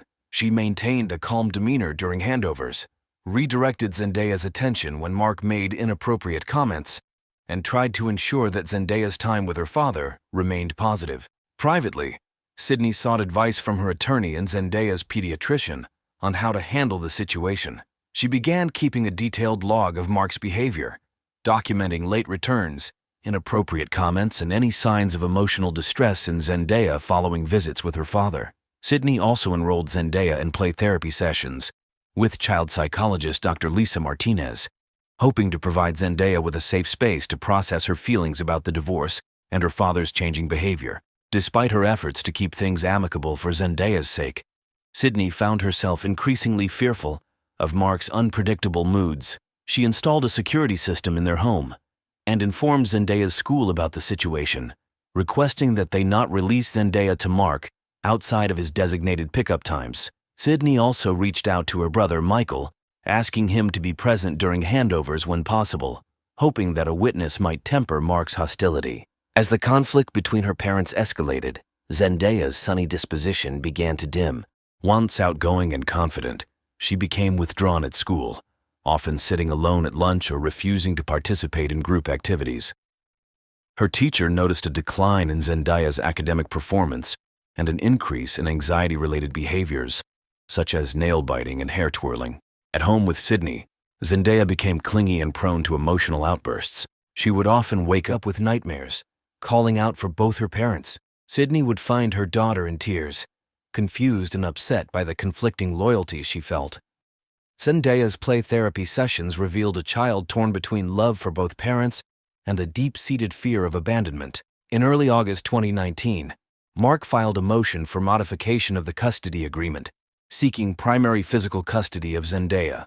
His petition cited Sydney's alleged parental alienation and claimed that Zendaya was flourishing under his care while regressing when with her mother. Sydney, armed with documentation of Mark's erratic behavior and reports from Zendaya's therapist, filed a counter-motion requesting supervised visitation for Mark. The court scheduled a hearing for September 20th, giving both parties just over a month to prepare their cases. This impending legal showdown ratcheted up the tension between Mark and Sydney to unprecedented levels. Mark became obsessed with winning the case, viewing it as his last chance to assert control over his family. Sydney, meanwhile, grew increasingly anxious about the possibility of losing custody of Zendaya, fearing for her daughter's emotional well-being if placed primarily in Mark's care. As the hearing date approached, Mark's grip on reality began to slip. He stopped showing up to work, using all his time to build his case against Sydney.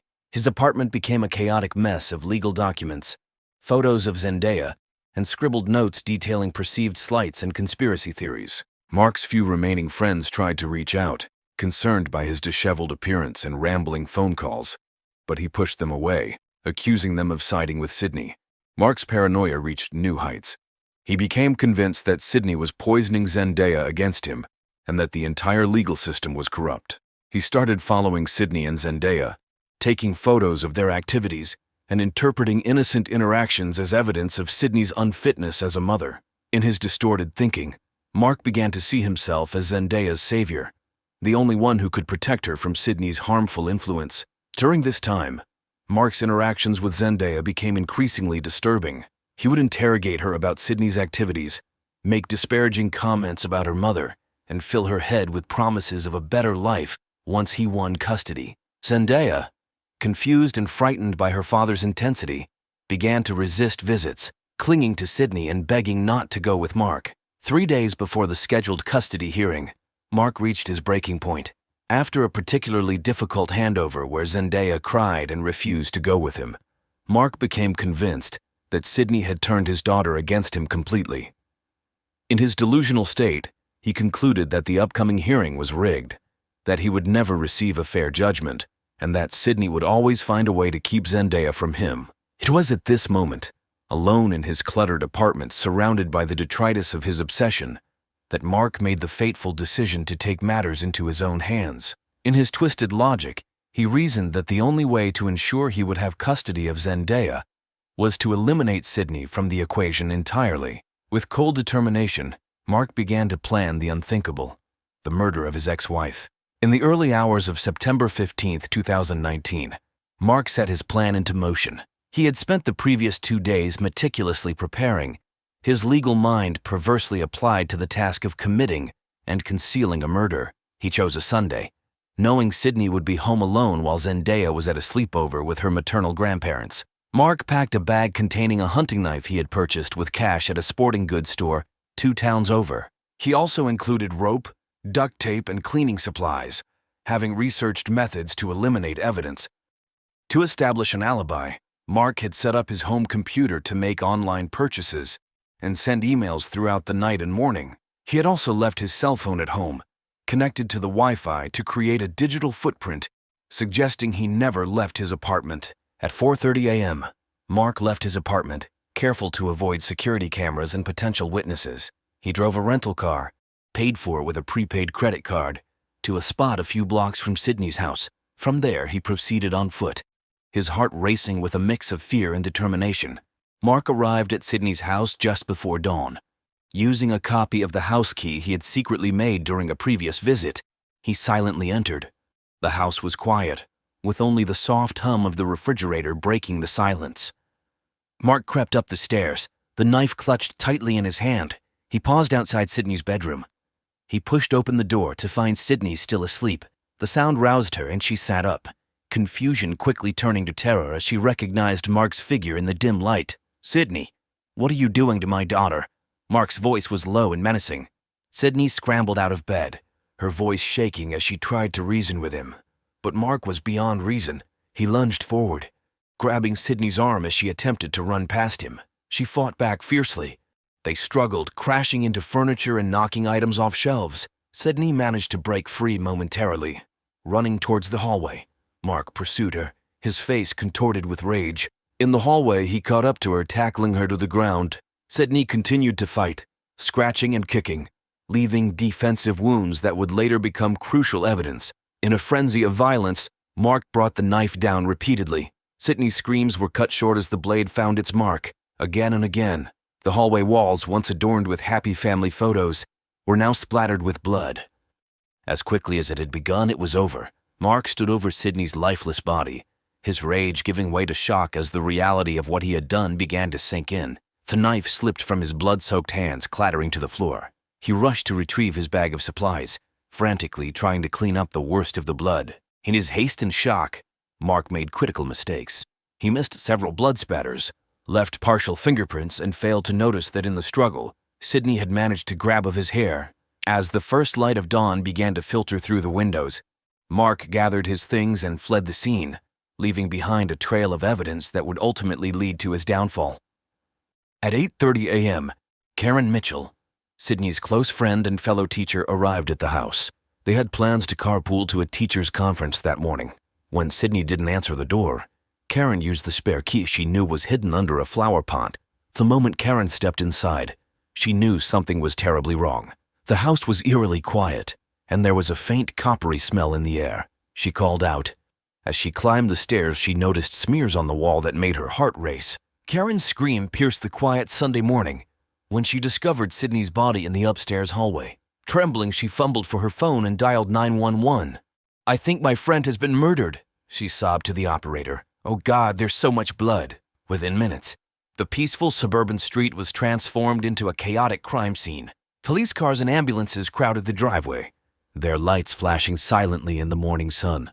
Neighbors gathered on their lawns, watching in shock as police tape went up around Sydney's home. The nightmare had only just begun. Detective Lisa Hawkins of the police department took charge of the investigation. With 15 years of experience in homicide cases, she immediately recognized the signs of a crime of passion. The brutality of the attack, the lack of forced entry, and the personal nature of the crime all pointed to someone close to the victim.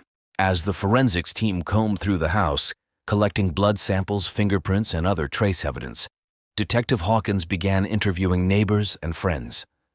Karen Mitchell's statement about Sydney's contentious relationship with her ex-husband quickly made Mark Thornton the primary suspect. The investigation moved rapidly. A search warrant was obtained for Mark's apartment, where detectives found a disturbing shrine to Zendaya and Sydney, walls covered with photos and legal documents. Mark's computer revealed his obsessive research into custody laws and, more damning, methods of committing untraceable murder. Meanwhile, the forensics team made crucial discoveries at the crime scene. Despite Mark's attempts to clean up, they found his DNA under Sydney's fingernails and matched the hair Sydney had grabbed to Mark's genetic profile. Partial fingerprints found in the house were also consistent with Mark's. As the evidence mounted, Detective Hawkins knew they needed to move quickly. Mark Thornton had become not just a suspect, but a potentially dangerous fugitive who might attempt to reach his daughter. Unaware that he was already the prime suspect, Mark attempted to establish his alibi. He returned to his apartment, showered, and meticulously cleaned his clothes and shoes. He then made several calls, including one to Sydney's phone, leaving a message asking about picking up Zendaya later that day. Mark then went to a local coffee shop, making sure to be seen by the staff and engaging in conversation with other patrons. He even called the police himself later that afternoon, expressing concern that he couldn't reach Sydney. However, Mark's careful planning began to unravel almost immediately. A neighbor had noticed the unfamiliar rental car parked near Sydney's house in the early morning hours. The car rental company confirmed that Mark had rented the vehicle using a prepaid card, a detail he had overlooked in his haste to remove the car from the scene. The trial of Mark Thornton began 6 months after Sydney's murder. The prosecution presented a compelling case built on both forensic evidence and a disturbing psychological profile of the defendant. Forensic experts testified about the DNA evidence found at the crime scene, including the hairs matched to Mark and the blood spatter patterns consistent with the prosecution's account of the murder. The rental car evidence was also presented, along with security camera footage, showing a figure matching Mark's description near Sydney's house on the morning of the crime.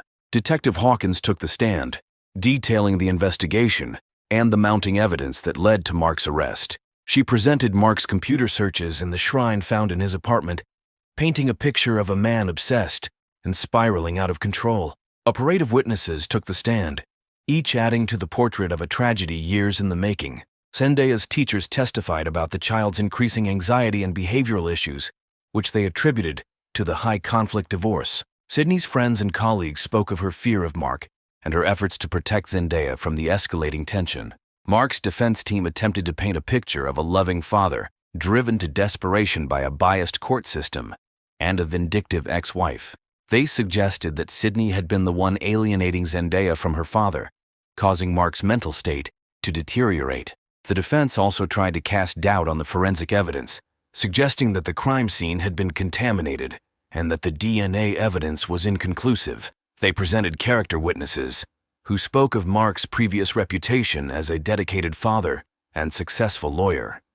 However, their efforts were largely overshadowed by the mountain of evidence against Mark and his own erratic behavior during the trial. After a 3-week trial and 2 days of deliberation, the jury returned with a unanimous verdict: guilty of first-degree murder. The courtroom was silent as the verdict was read, broken only by a muffled sob from Mark's mother. Mark, given the opportunity to speak, showed little remorse. In a rambling statement, he continued to blame Sydney and the court system for his actions, claiming he had only wanted to protect his daughter. The judge delivered a scathing rebuke before announcing the sentence. "Mr. Thornton, your actions have not only taken a life but have irrevocably damaged your daughter, the very person you claimed to be protecting. You have displayed a shocking lack of empathy and an inability to put your child's needs before your own desires." She then sentenced Mark Thornton to life in prison, without the possibility of parole. In the years following the trial, Zendaya Thornton remained in the care of her maternal grandparents. With ongoing therapy and support, she slowly began to heal from the trauma of losing both parents in such a tragic manner. The case led to reforms in the family court system, with increased resources allocated for mental health evaluations and support services for high-conflict divorces.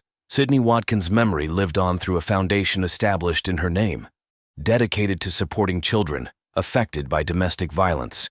As for Mark Thornton, he spends his days in a maximum security prison, his attempts at appeal repeatedly denied, forever marked as the man who destroyed his family in a misguided attempt to keep it together.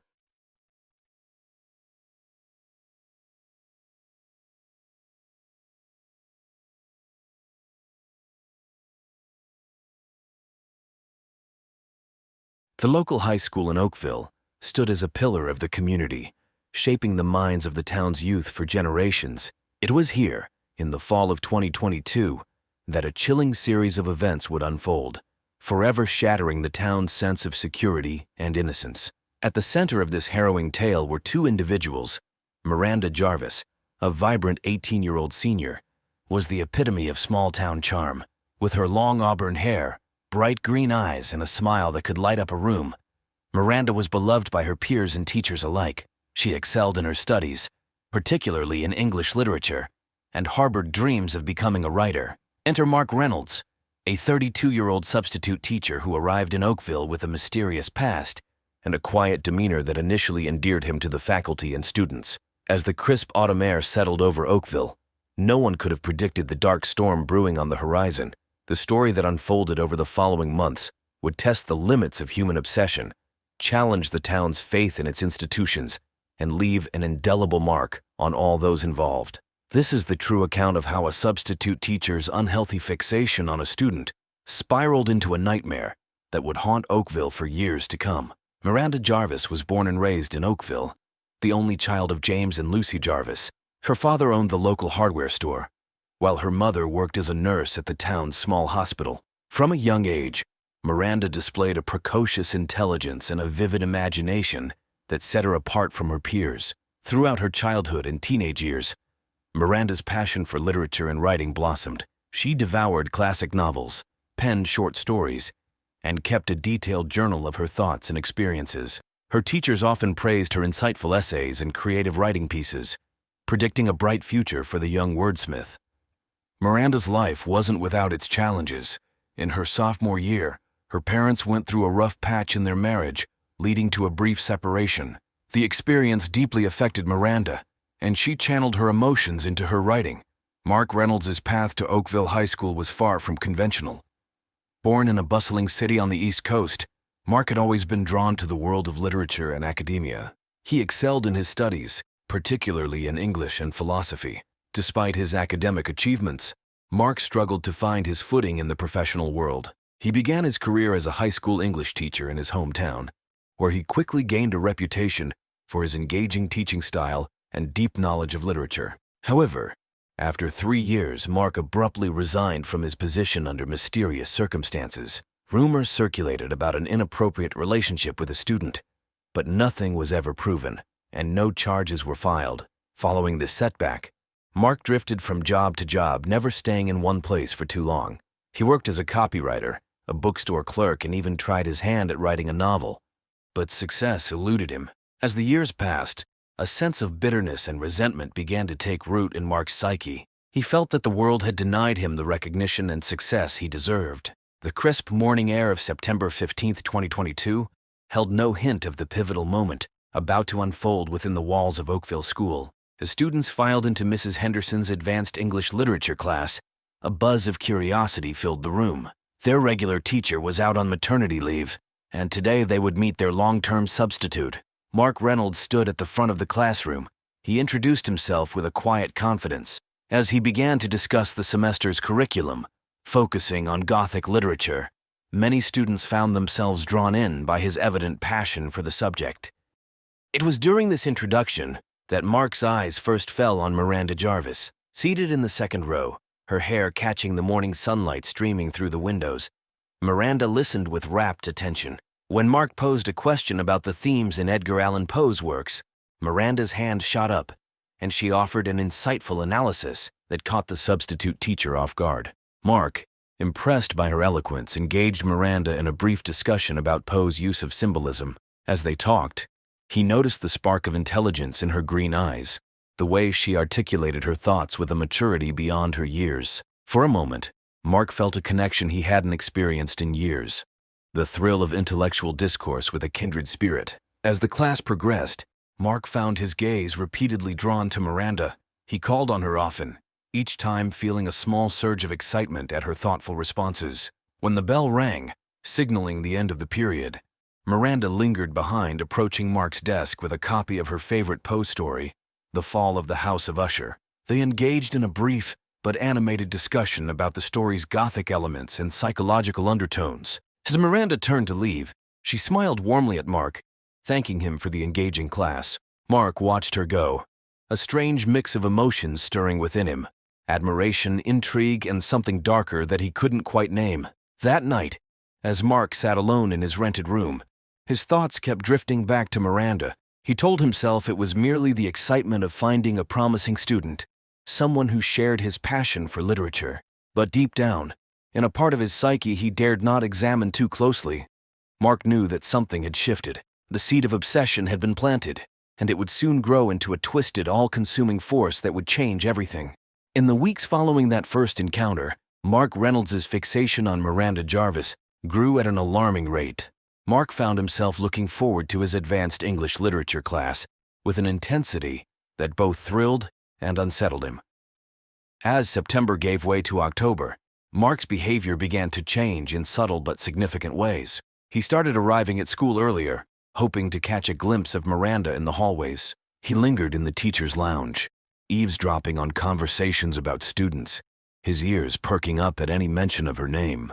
Mark's nights were increasingly consumed by thoughts of Miranda. He pored over her essays, reading and rereading them long after he had finished grading.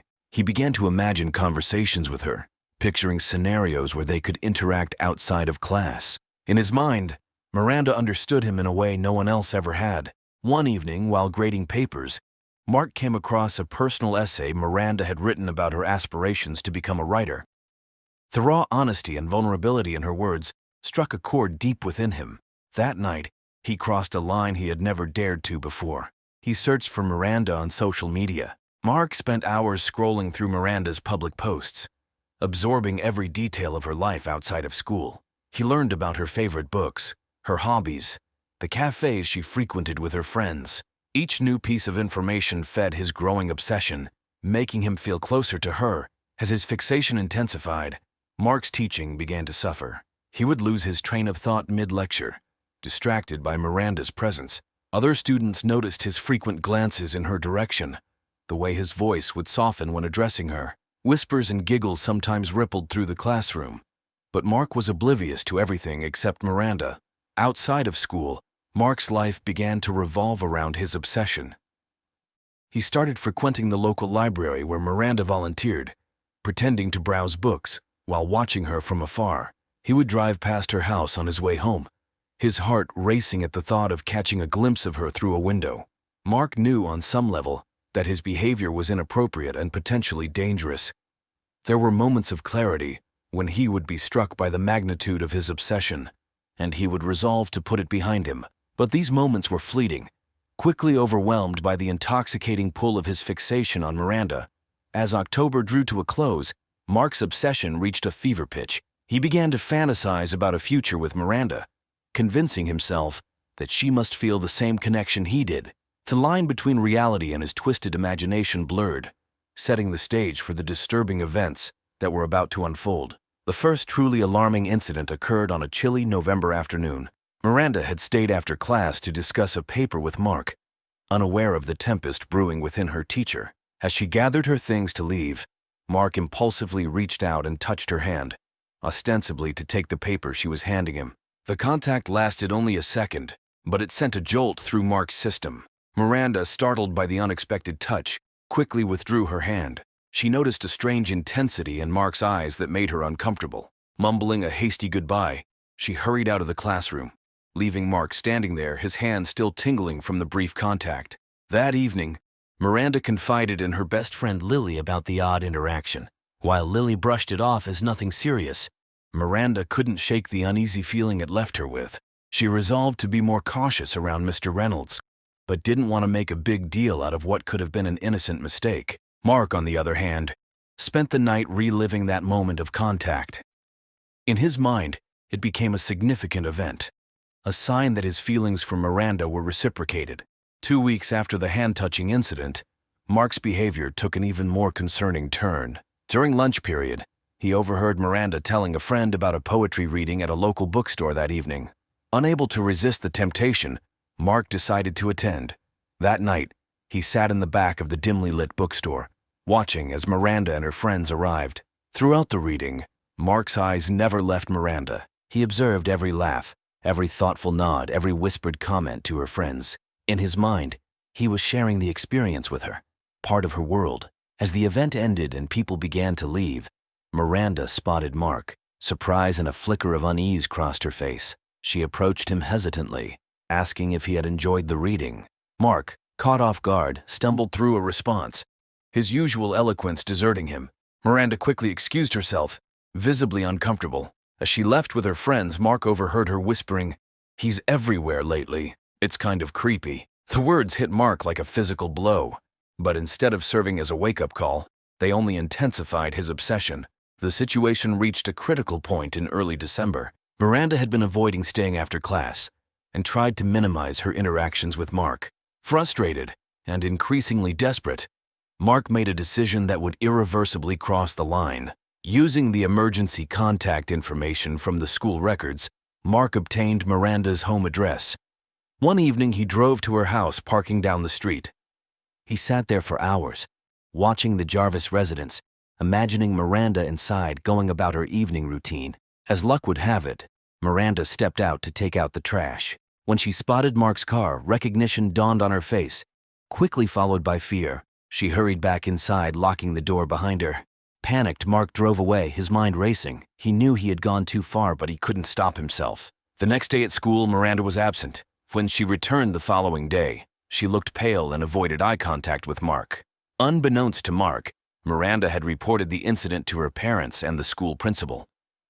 An investigation was quietly launched, but before any action could be taken, the situation would take a dramatic and tragic turn.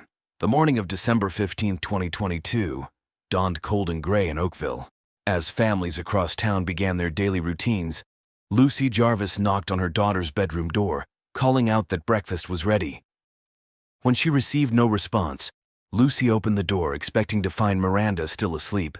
Instead, she was met with an empty, undisturbed bed. Panic quickly set in as Lucy and James Jarvis searched their home, calling Miranda's name. Her car was still in the driveway, her phone left on her nightstand.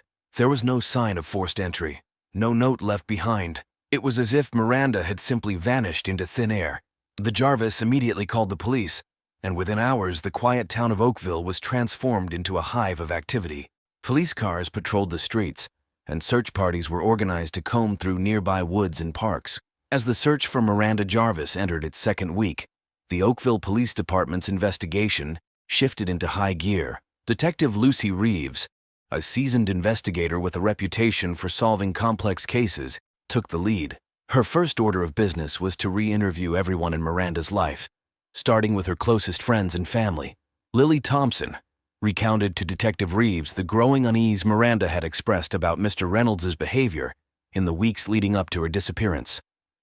She mentioned the incident at the poetry reading and Miranda's discomfort with Mr. Reynolds' increasing presence in her life. On December 23rd, Detective Reeves brought Mark Reynolds in for formal questioning.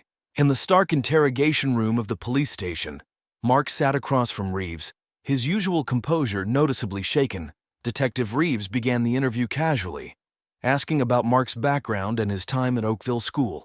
As the questions turned to his relationship with Miranda, Mark's responses became increasingly evasive. He denied any inappropriate behavior, insisting that his interest in Miranda was purely academic. But when confronted with evidence of his presence outside Miranda's house the night before her disappearance, Mark's facade began to crack. He stammered through an explanation about wanting to drop off some books for Miranda to read over the winter break. But his story was full of inconsistencies. As the interrogation wore on, Detective Reeves noticed Mark's right hand constantly fidgeting with something in his pocket. When asked to empty his pockets, Mark hesitated before reluctantly pulling out a delicate silver charm bracelet. With a sinking feeling, Reeves recognized it as the bracelet Miranda was wearing in the most recent photos her parents had provided. Mark's possession of Miranda's personal item was damning. He was immediately arrested on suspicion of involvement in Miranda's disappearance. As he was led away in handcuffs, Mark maintained his innocence, his eyes wild with a mix of fear and something darker that sent chills down Detective Reeves' spine. The news of Mark Reynolds' arrest sent shockwaves through Oakville. The community struggled to reconcile the image of the quiet, intellectual substitute teacher with the disturbing allegations against him. Parents demanded answers from the school board about how such a person had been allowed to teach their children. As the investigation continued, police executed a search warrant on Mark's rented room. Hidden in a locked drawer, detectives discovered a journal filled with rambling entries about Miranda. The evidence painted a chilling picture of Mark's deteriorating mental state and his unhealthy fixation on Miranda. But one crucial question remained unanswered. Where was Miranda Jarvis? Despite Mark's arrest and the damning evidence against him, there was still no trace of the missing girl. One entry, dated December 14th, caught Detective Reeves' attention. In it, Mark wrote about a special place where he and Miranda could be together forever, away from the judgmental eyes of the world. The entry was vague, but it mentioned an abandoned property on the outskirts of town. Acting on this lead, police conducted a thorough search of abandoned buildings in the area. On December 27th, their efforts paid off when they discovered an old dilapidated cabin deep in the woods outside Oakville. As officers approached the cabin, they noticed signs of recent activity, fresh tire tracks in the mud and a faint smell of smoke from the chimney. With hearts racing, the police team breached the cabin. Inside, they found evidence of someone living there recently. Food wrappers, a makeshift bed, and most disturbingly, several of Miranda's personal items scattered around the room. but there was no sign of Miranda herself. Meanwhile, Mark Reynolds remained in custody, stubbornly maintaining his innocence despite the mounting evidence against him. During interrogations, he alternated between proclaiming his love for Miranda and insisting that he was being framed. His erratic behavior led the district attorney to order a psychological evaluation. Volunteers joined the police in searching the woods, hoping to find any trace of Miranda. In a surprising turn of events, on December 30th, Lily Thompson came forward with new information. Trembling and visibly distressed, she revealed to Detective Reeves that she had been withholding crucial details out of fear and misplaced loyalty. Philly recounted a conversation she had with Miranda just days before her disappearance. Miranda had confided in her about a secret online relationship she had been having with someone she met in a writing forum. This revelation shifted the focus of the investigation. While Mark Reynolds remained a person of interest, the police now had to consider the possibility that Miranda's disappearance was connected to this mysterious online figure. The IP address used by the user in the writing forum was traced back to a computer in the Oakville School Library. Cross-referencing the times of the online interactions with the school's records, Reeves found that they coincided perfectly with Mark Reynolds' free periods. This revelation cast the entire case in a new light. Mark hadn't just been obsessing over Miranda from afar. He had been actively manipulating her, creating a false persona to gain her trust and lure her into a meeting. Armed with this new information, Reeves confronted Mark in another intense interrogation. Initially, he tried to maintain his innocence, but as Reeves laid out the evidence piece by piece, Mark's carefully constructed facade began to crumble. In a chilling moment, Mark's demeanor suddenly shifted. Gone was the nervous, protesting teacher, replaced by a cold, calculating individual. With an unsettling calmness, he began to reveal the full extent of his deception. Mark admitted to creating the online persona months earlier. Long before he came to Oakville, he had been grooming Miranda online, gaining her trust and fueling her dreams of becoming a writer. It was just after dawn when a search dog picked up a scent. Following the dog's lead, rescuers pushed deeper into the forest, hope and dread warring in their hearts. As they crested a small hill, they spotted a flash of color against the dull winter landscape: Miranda's bright blue jacket. Miranda Jarvis was found huddled in the hollow of an old oak tree, cold, dehydrated, and terrified, but alive.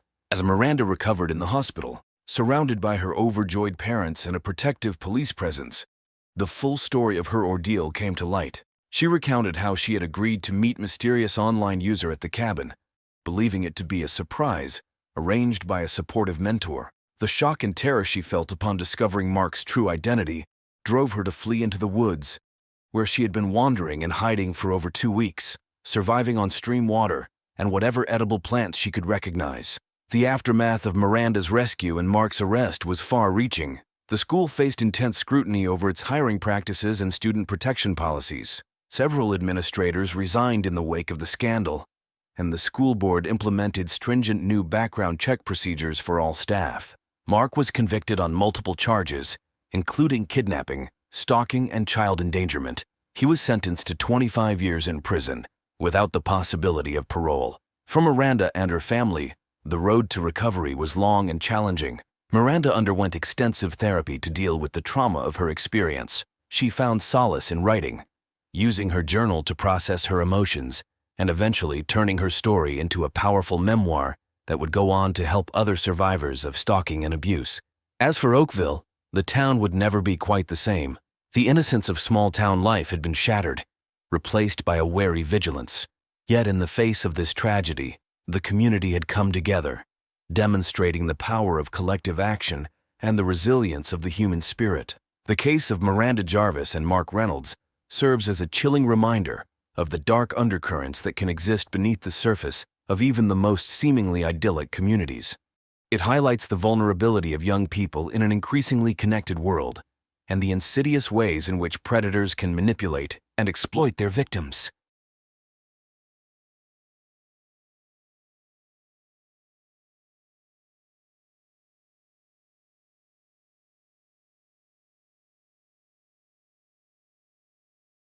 On October 15, 2021, police responded to a distress call from an apartment complex on Oak Street. What they discovered inside would haunt them for years to come: the lifeless body of 32-year-old Ethan Reed, a beloved local high school teacher, lying in a pool of his own blood.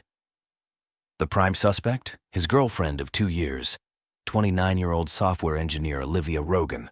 As investigators delved deeper into the case, they uncovered a disturbing web of surveillance, manipulation, and escalating control that had ensnared Ethan in the months leading up to his death. Hidden cameras, meticulously placed throughout his apartment, told a silent tale of paranoia and obsession. Olivia Rogan's path to becoming the central figure in a tragic true crime story began long before she met Ethan Reed. Born in 1993 to Margaret and James Rogan, Olivia grew up in a middle-class suburb of Portland. From an early age, those close to the family noted Olivia's intense need for attention and validation.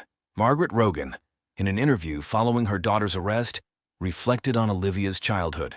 She was an exceptionally bright child, always at the top of her class, but she struggled to form lasting friendships. Margaret recalled, "I thought it was just shyness at first, but as she got older I noticed how possessive she could be of the few friends she did make. If they spent time with other children, Olivia would become sullen and withdrawn." This pattern continued into Olivia's teenage years. Her high school boyfriend, Alex Chen, later told investigators about Olivia's constant need to know his whereabouts. "She would call or text incessantly when we weren't together," he said. "If I didn't respond quickly enough, she'd show up wherever she thought I might be. At the time, I thought it was just because she cared so much."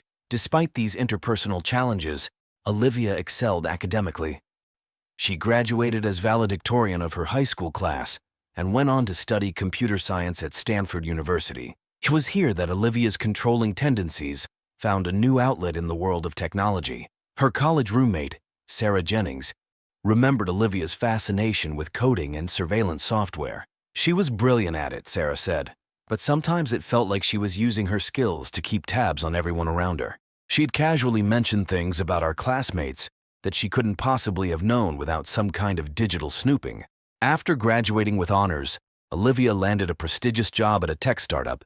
Her colleagues described her as driven and meticulous, often working long hours to perfect her code. However, her personal life continued to be marked by tumultuous, short-lived relationships. Jason Tran, who dated Olivia for 6 months in 2019, described the relationship as intense and suffocating. "She wanted to know everything about my day, my thoughts, my plans," he said. "When I tried to set boundaries, she'd become angry or manipulative. It was exhausting." By the time Olivia moved back to Ashland in early 2020, accepting a remote position with her company, she had left a trail of broken relationships behind her. Yet those who knew her couldn't have predicted the dark turn her life would take when she met Ethan Reed. Ethan Reed's life stood in stark contrast to Olivia's tumultuous journey. Born in 1990 in Ashland, Ethan was the youngest of 3 children in a close-knit family. His older sister, Amanda Reed, described their childhood as idyllic. "We grew up surrounded by nature, spending our summers hiking in the mountains and our winters skiing. Ethan was always the peacemaker, the one who could make anyone laugh." From an early age, Ethan showed a passion for learning and a natural ability to connect with others. His high school English teacher, Mrs. Elaine Hoffman, remembered him fondly. "Ethan had a way of bringing out the best in his classmates. He was patient, kind, and had an infectious enthusiasm for literature. I always thought he'd make an excellent teacher someday." Mrs. Hoffman's prediction proved accurate. After graduating from the university with a degree in English literature, Ethan returned to his hometown to teach at Ashland High School. Ethan's personal life was characterized by steady, long-term relationships. His college girlfriend, Laura Simmons, remained a close friend even after their amicable breakup. "Ethan was always so balanced," she said. "He valued his independence, but was also incredibly loyal and supportive. We broke up because our career paths were taking us in different directions, but there was never any drama." The fateful meeting between Olivia Rogan and Ethan Reed occurred on a sunny Saturday afternoon in May 2020 at a local farmer's market. Olivia, still adjusting to life, had ventured out to explore her new surroundings. Ethan, a regular at the market, was picking up fresh produce for the week. Their eyes met across a display of organic apples, and Ethan, ever the friendly local, struck up a conversation about the best varieties for baking. Olivia, charmed by his easygoing nature and warm smile, found herself lingering at the stall far longer than she'd intended. As they chatted, they discovered a shared love of classic literature and hiking. Ethan, impressed by Olivia's quick wit and intelligence, suggested they meet up for a hike the following weekend.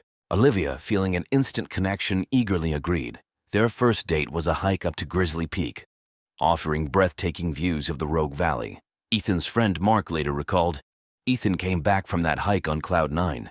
He couldn't stop talking about how smart and funny Olivia was, how they'd talked for hours without a lull in the conversation. Over the next few weeks, Olivia and Ethan's relationship blossomed rapidly.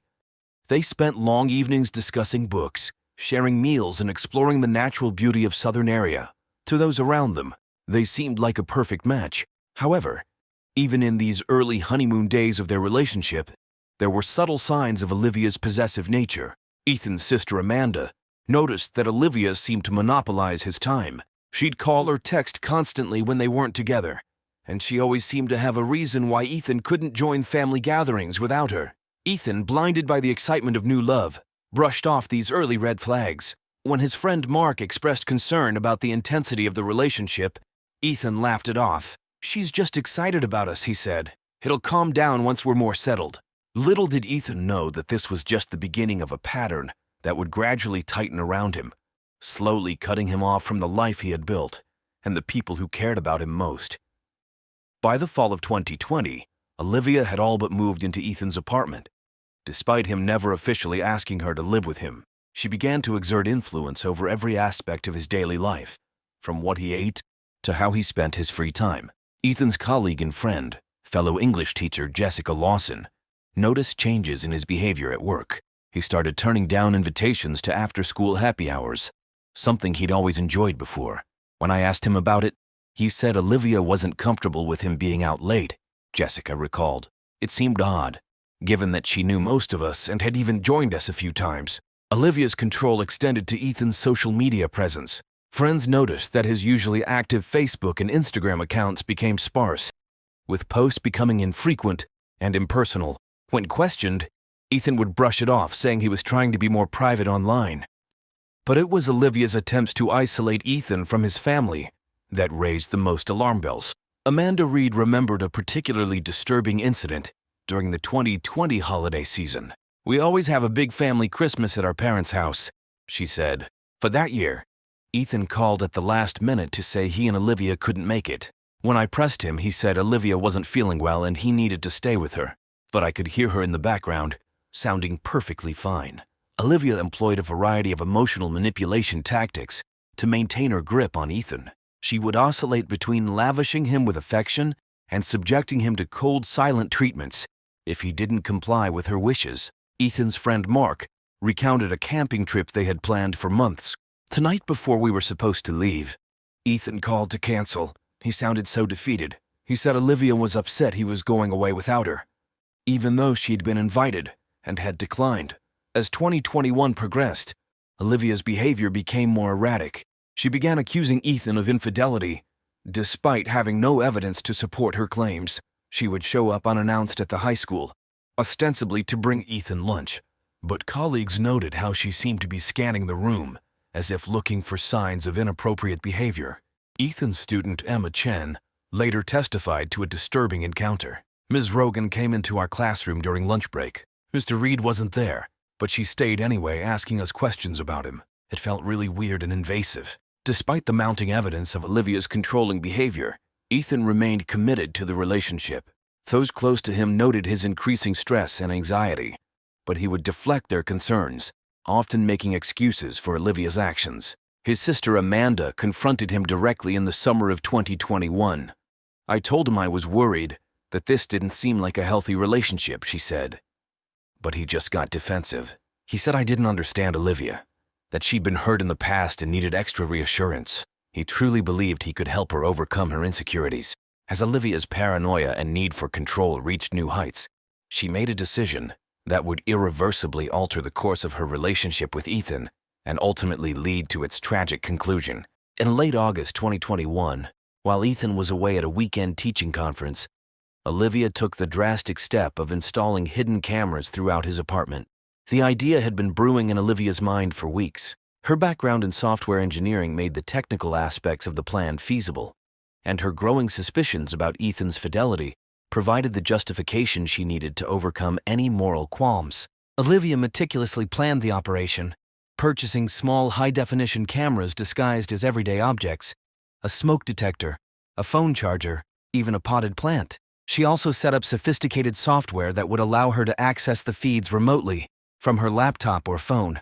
On the Friday afternoon that Ethan left for his conference, Olivia sprang into action. She had a key to his apartment, ostensibly for emergencies, which gave her unfettered access. Over the next several hours, she carefully placed cameras in the living room, kitchen, bedroom, and even the bathroom, ensuring every corner of Ethan's private space was under surveillance. With the cameras in place and the software running smoothly, Olivia left the apartment, her heart racing with a mixture of anticipation and guilt. She told herself that this was a necessary step, that it would allay her fears and allow her to trust Ethan completely. The first few days of monitoring proved uneventful.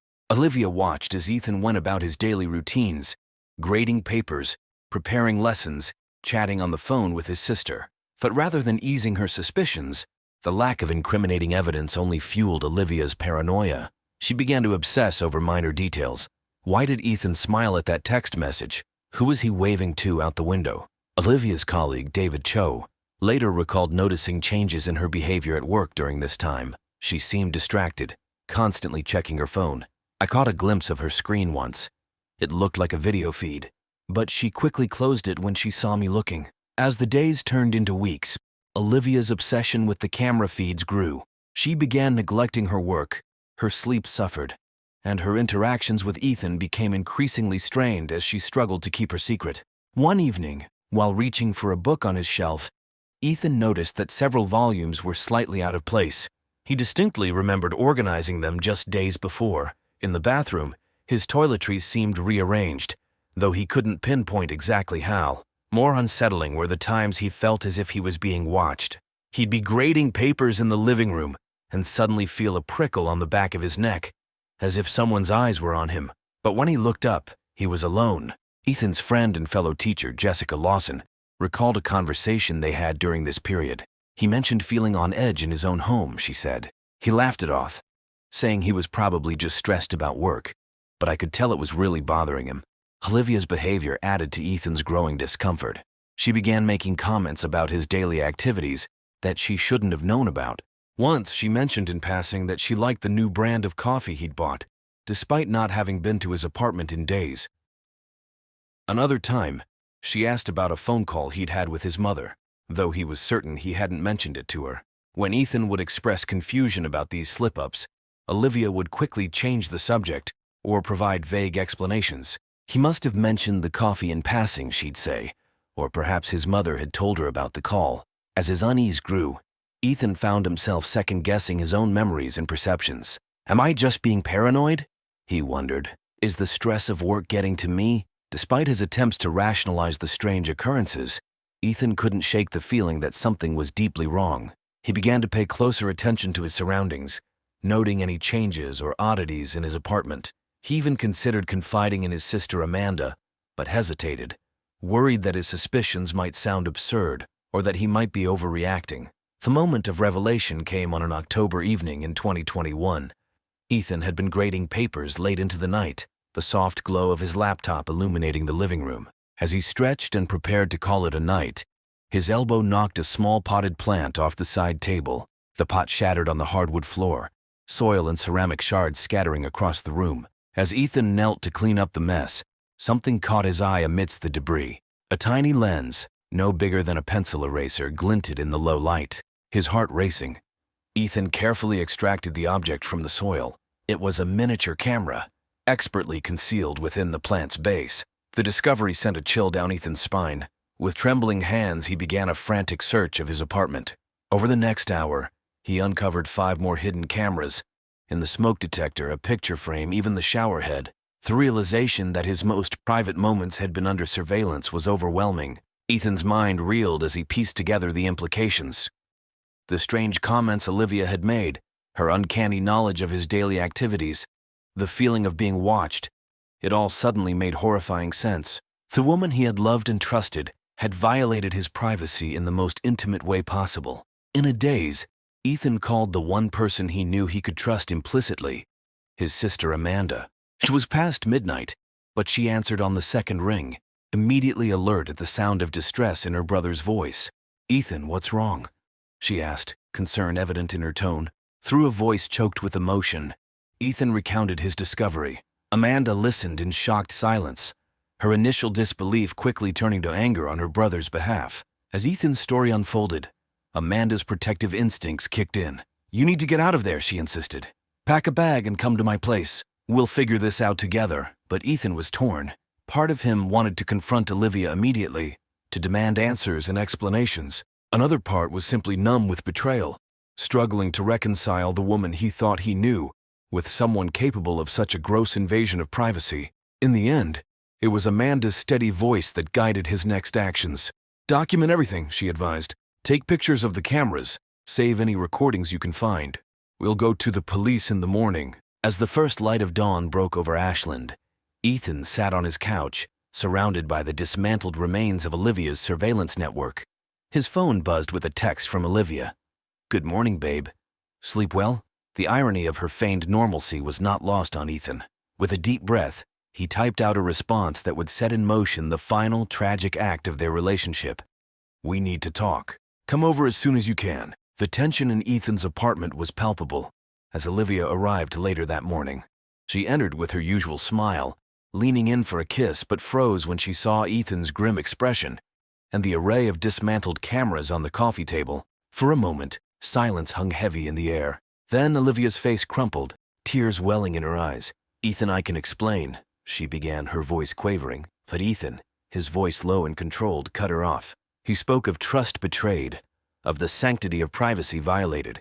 With each word, Olivia seemed to shrink, her usual confidence evaporating in the face of her exposed deception.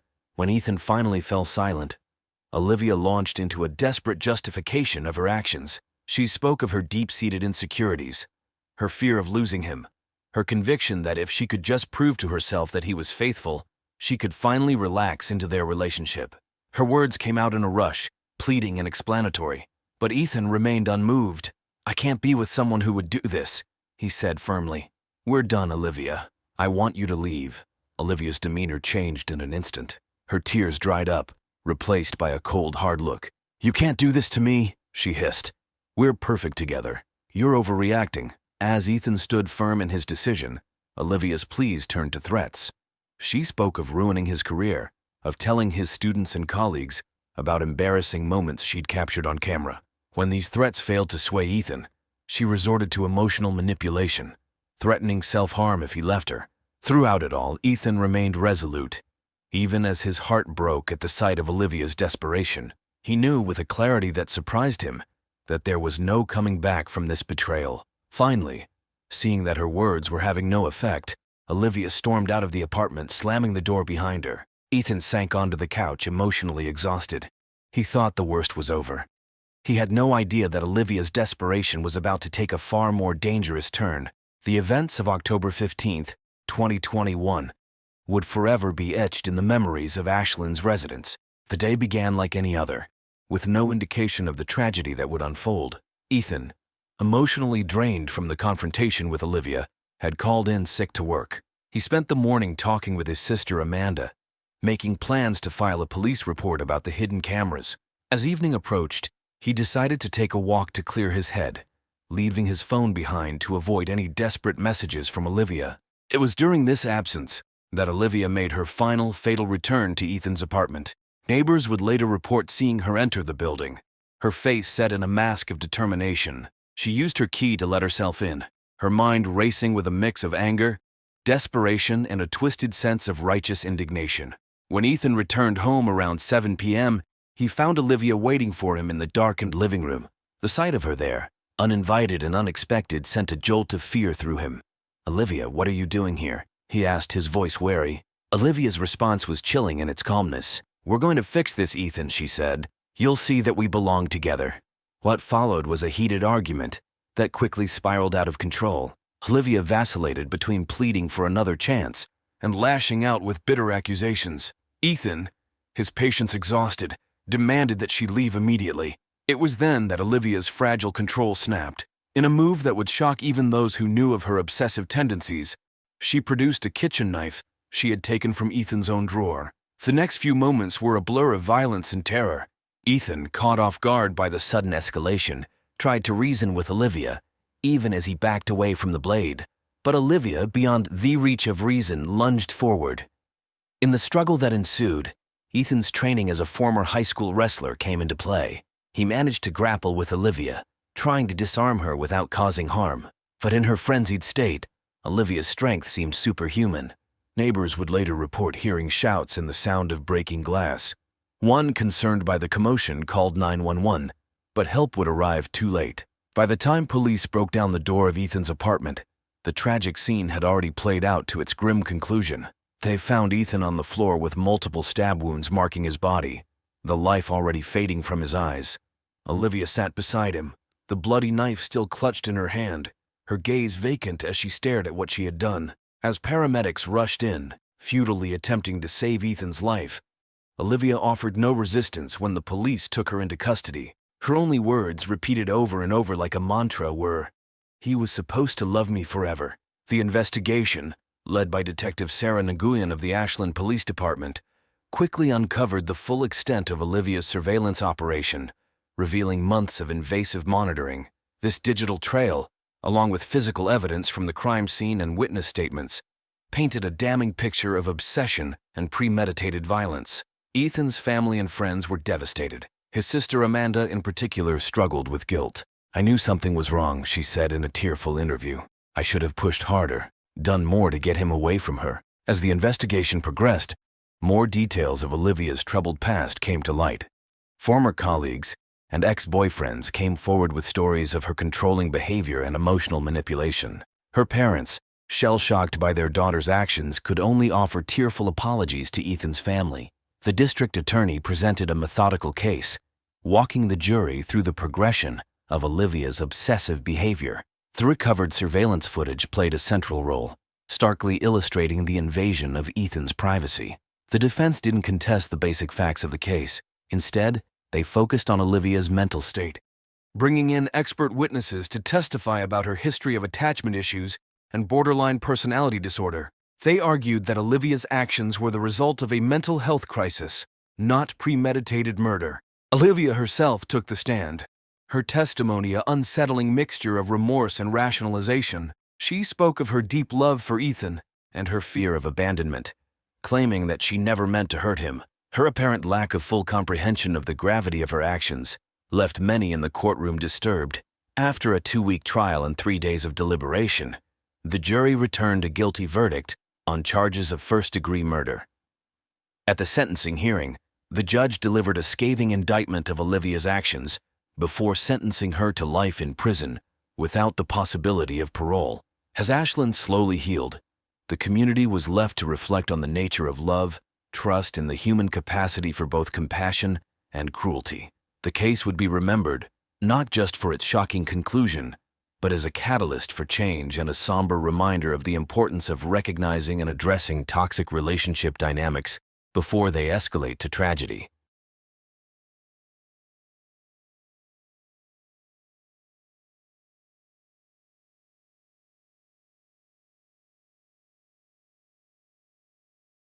Donald and Violet Dawson were the golden couple of Riverview. They moved into their elegant 2-story house on Maple Street 5 years ago, quickly becoming popular in the tight-knit community. Donald's wit and charm made him a favorite at neighborhood gatherings, while Violet's warm smile and artistic talent endeared her to everyone she met. Together they hosted barbecues, attended charity events, and were often seen jogging together in the mornings, embodying the image of marital bliss. Donald's career as a financial analyst was thriving. He had a keen eye for investments and was climbing the corporate ladder with impressive speed. His colleagues admired his work ethic and sharp mind, often turning to him for advice on financial matters. Violet, on the other hand, ran a successful freelance graphic design business from home. Her designs were in high demand, and she had a loyal client base that appreciated her creativity and attention to detail. Their social circle included other young professionals and couples who often praised their relationship. They seemed to complement each other perfectly. Donald was the outgoing, ambitious partner, while Violet provided a nurturing and supportive presence. They had no children, but they doted on their golden retriever, Max, treating him like their own child. To anyone looking in from the outside, Donald and Violet had it all. But as the months turned into years, small cracks began to appear in their perfect facade. The first signs of trouble were the minor arguments over mundane household matters. Violet would complain about Donald leaving his clothes on the floor or not doing his share of the chores. Donald, in turn, would criticize Violet for her spending habits or the way she managed her time. These disagreements were brushed off as normal marital spats, but they hinted at deeper issues lurking beneath the surface. Their friends noticed the change but didn't think much of it. After all, every couple had their moments of discord. However, those who spent more time with the Dawsons sensed a growing tension. Violet's laughter seemed more forced, and Donald's affectionate gestures appeared increasingly performative. Yet in public, they maintained their image of the perfect couple, never letting their private conflicts spill into their social life. Despite these early signs, Donald and Violet continued to present a united front.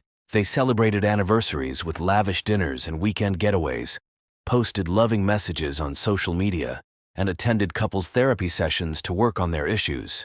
But behind closed doors, the fights grew more frequent and intense, setting the stage for the dark and twisted events that would ultimately lead to tragedy. As the months went by, the arguments between Donald and Violet became more frequent and intense. The issues that once seemed trivial now escalated into full-blown fights. Donald's controlling behavior began to surface, and Violet's frustration grew with each passing day. The idyllic image of their marriage was slowly disintegrating, revealing a toxic dynamic that neither of them could escape. Donald's control over Violet extended beyond the household chores. He began dictating how she should dress, whom she could meet, and even how she should spend her free time. Violet, once an independent and confident woman, found herself constantly walking on eggshells trying to avoid Donald's wrath. She started to withdraw from her friends, making excuses for not attending social events or meeting for coffee. Her friends noticed the change, but were unsure how to approach the subject. One evening, during a dinner party at their home, the tension between Donald and Violet was palpable. Violet accidentally spilled wine on the tablecloth, and Donald's reaction was swift and harsh. He berated her in front of their guests, his face contorted with anger. The room fell silent, the awkwardness thick in the air. Violet apologized meekly, her cheeks flushed with embarrassment. Their friends exchanged uneasy glances, but tried to carry on with the evening, not wanting to exacerbate the situation. After the guests left, Donald continued his tirade. Violet tried to defend herself, but her words only seemed to fuel his anger. It was during these moments that Violet glimpsed the darker side of Donald, a side that was becoming increasingly difficult to ignore. The man she had once admired and loved was now a source of fear and anxiety. Violet confided in her sister Rachel about the growing issues in her marriage. Rachel was shocked to hear about Donald's behavior, as he had always been charming and respectful around her. She urged Violet to consider leaving him, but Violet was hesitant. She still loved Donald and hoped that their issues could be resolved through therapy and open communication. Donald, on the other hand, dismissed the idea of therapy. He believed that Violet was overreacting and that their problems were normal marital issues. He continued to exert control over every aspect of Violet's life, from her work to her friendships. Violet felt increasingly isolated and trapped, her once vibrant personality dimming under the weight of Donald's dominance.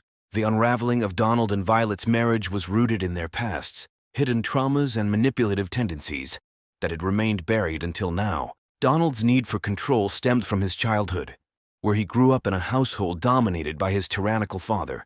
Witnessing his mother's submissiveness and his father's oppressive behavior, Donald internalized the notion that control was synonymous with love and respect.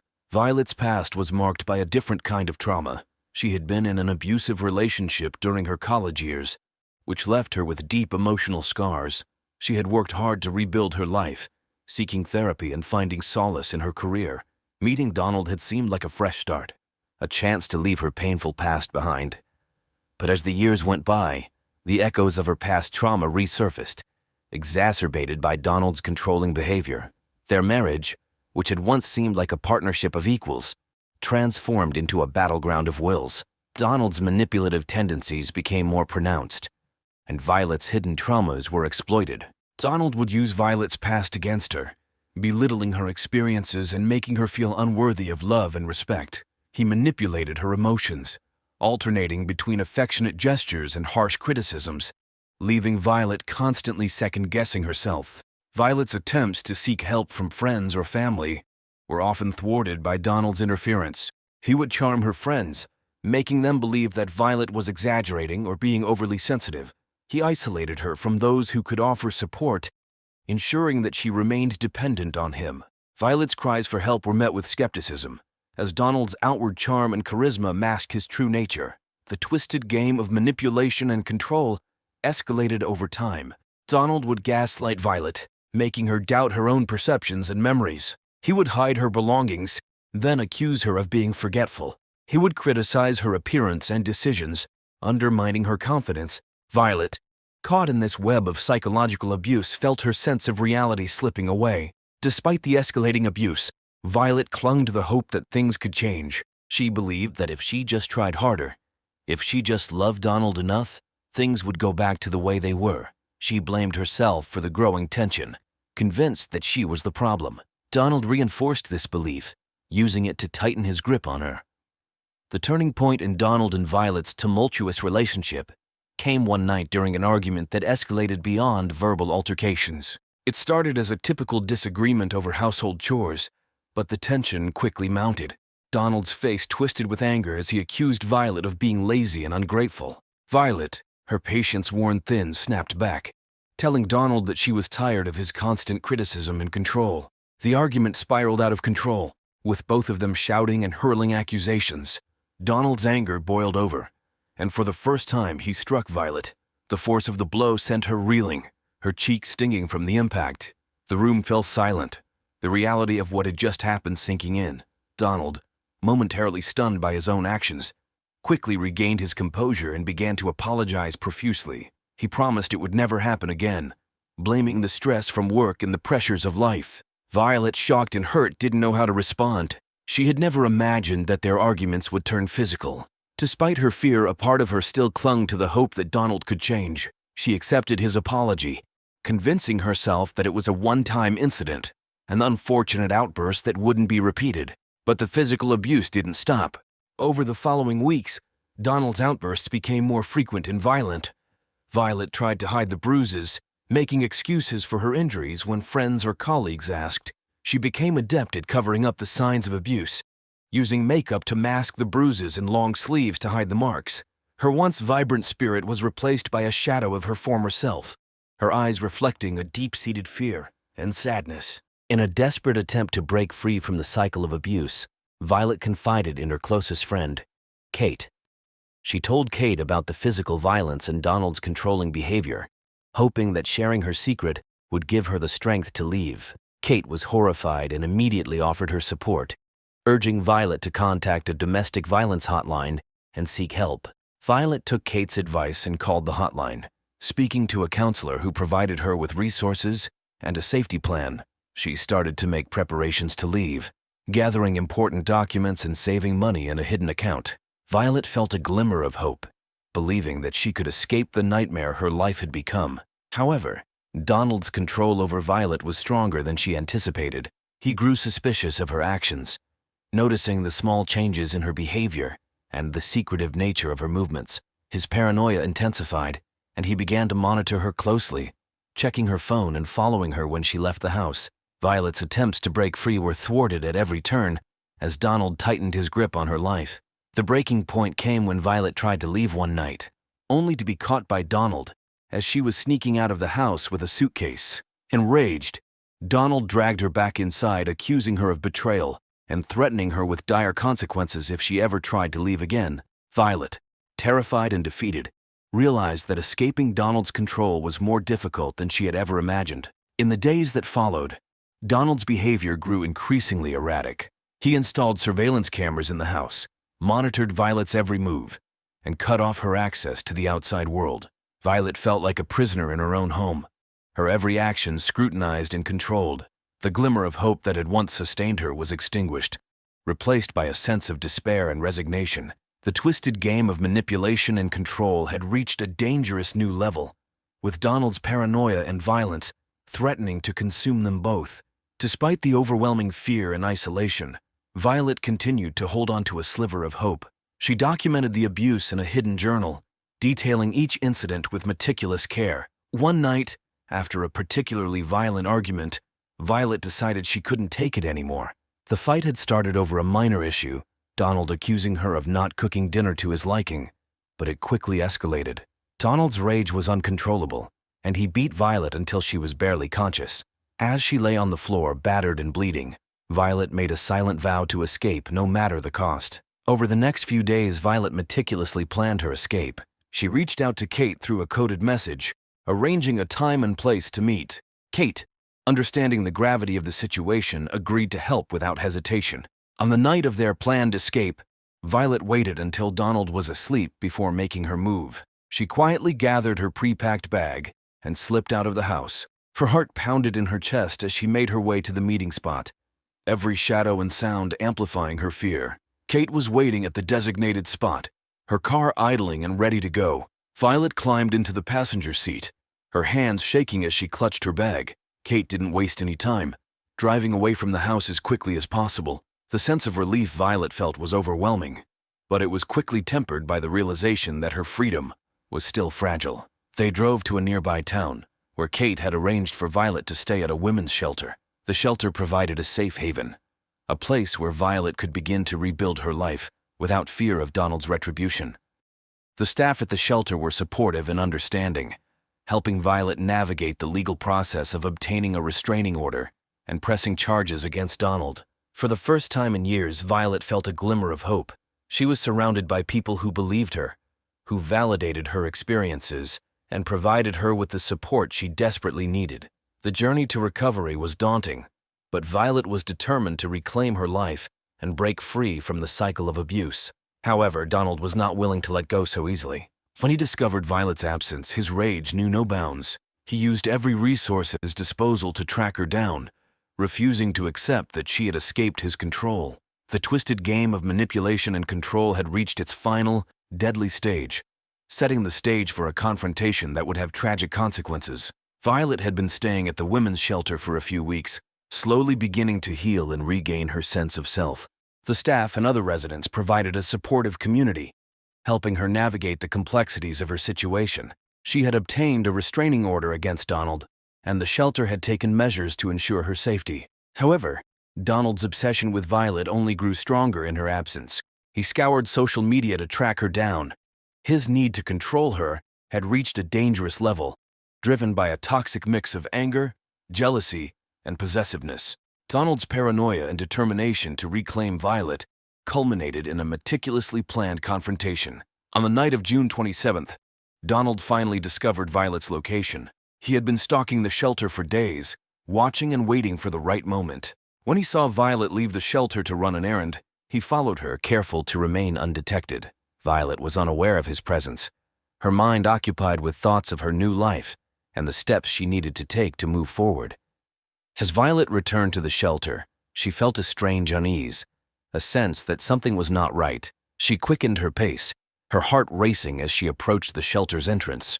Before she could reach the door, Donald appeared, blocking her path. The look in his eyes was a chilling combination of rage and determination. Donald's voice was low and menacing as he demanded that Violet come with him. Violet tried to remain calm, her voice shaking as she told him to leave and that she had a restraining order against him. But Donald was beyond reason. He grabbed her arm, his grip tight and painful, and started dragging her towards his car. Violet struggled, screaming for help, but the street was deserted and her cries went unanswered. In a desperate bid to break free, Violet managed to pull out her phone and dial 911. The call connected, but before she could speak, Donald slapped the phone out of her hand, sending it crashing to the ground. Violet's panic intensified as she realized the severity of the situation. Donald's anger was palpable, his grip on her arm unrelenting. In a final desperate attempt to escape, Violet kicked Donald and tried to run. But Donald was faster and stronger. He caught up to her, and in a fit of rage began to beat her mercilessly. Violet's cries for help echoed through the empty street, but no one came to her aid. Donald's fury was uncontrollable, and he didn't stop until Violet lay motionless on the ground. As the reality of what he had done sank in, Donald's rage gave way to panic. He looked around, realizing that the commotion could attract attention. He quickly dragged Violet's body to his car, his mind racing as he tried to think of a plan. He knew he needed to get rid of the evidence and cover his tracks. Donald drove to a remote area outside of town, a place he knew would be deserted at this hour. He put his hand on her neck. There was no pulse. He carried her into the woods, his heart pounding as he dug a shallow grave. He placed her body in the grave, covering it with dirt and debris. Donald's hands shook as he worked, the reality of his actions hitting him with full force. He knew there was no turning back. After burying Violet, Donald returned to his car, his mind racing with thoughts of how to cover his tracks. He disposed of her belongings, including her phone, and cleaned the car meticulously, trying to eliminate any traces of evidence. Donald knew that the police would come looking for him, but he was confident that he could outsmart them. Back at the shelter, the staff discovered Violet's absence and the signs of a struggle near the entrance. They immediately called the police, reporting her missing and providing details of her situation. The police launched an investigation, quickly identifying Donald as the prime suspect. The investigation was swift and thorough. Donald's history of abuse, the restraining order, and his known obsession with Violet made him the obvious suspect. The police tracked his movements, interviewed witnesses, and gathered evidence. It didn't take long for them to piece together the events of that fateful night. Friends and family were interviewed, providing crucial insights into the dynamics of Donald and Violet's relationship. Kate, Violet's closest friend, recounted the numerous times Violet had confided in her about the abuse. She shared the details of Violet's escape plan and their coded messages, revealing the extent of Violet's fear and desperation. Kate's testimony painted a stark contrast between the public image of the Dawsons and the dark reality behind closed doors. Rachel, Violet's sister, spoke of the early signs of trouble she had noticed in their marriage. She described Donald's controlling behavior and the gradual isolation of Violet from her family. Rachel's account of Violet's past trauma and her struggles to rebuild her life added another layer to the understanding of the abuse she had endured. During the interrogation, Donald initially tried to maintain his innocence, but the weight of the evidence was too great. His story unraveled under the pressure, and he eventually confessed to the murder. He described the events of that night with chilling detail, his voice devoid of remorse or empathy. Donald's confession confirmed the police's findings, solidifying the case against him. The community of Riverview was shocked by the revelations. The couple they had once admired and envied had been hiding a dark and twisted reality. The news of Violet's murder and the details of the abuse she had suffered sent shockwaves through the neighborhood. The unraveling of Donald and Violet's relationship, from the seemingly perfect marriage to the tragic and violent end, served as a stark reminder of the dangers of domestic abuse. After several days of testimony and deliberation, the jury returned with a guilty verdict. Donald was sentenced to life in prison without the possibility of parole. His fate was sealed, and the community of Riverview could begin to heal. The murder of Violet Dawson was a tragic and heartbreaking event that left an indelible mark on the community of Riverview. The seemingly perfect couple, whose public life had been the envy of many, was revealed to have been hiding a dark and twisted reality.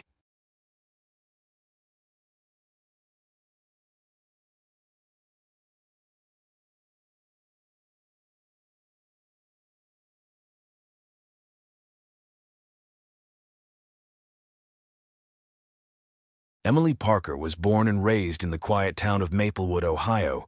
Her parents, Richard and Ann Parker, were well-respected members of the community. Richard owned a local hardware store, while Ann was a nurse at the nearby hospital. Emily, the middle child with an older brother, Jack, and a younger sister, Sarah, was the apple of her parents' eyes. From an early age, Emily exhibited a zest for life. She was an exceptional student, excelling in her studies and participating in various extracurricular activities. Her passion for teaching emerged during her high school years, inspired by a history teacher who brought the past to life in vivid detail. Emily pursued her dream by attending Ohio State University, where she earned her degree in education. After college, Emily returned to Maplewood and secured a teaching position at the local elementary school. Her dedication to her students was unparalleled. She often stayed late to help with after-school programs and tutored struggling students on weekends. Her colleagues admired her enthusiasm, and parents often requested her for their children's classes. Outside of her professional life, Emily had a wide range of interests. She loved hiking, photography, and reading historical novels. Her weekends were often spent exploring nature trails or curled up with a good book. Friends described her as warm, compassionate, and always ready to lend a helping hand. Emily met David Reynolds at a friend's wedding. He was charming, with a quick wit and an easy smile. David, a financial consultant from New York City, was visiting for the wedding.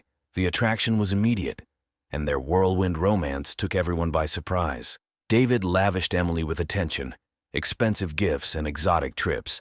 Their courtship was brief but intense, and within a year David proposed.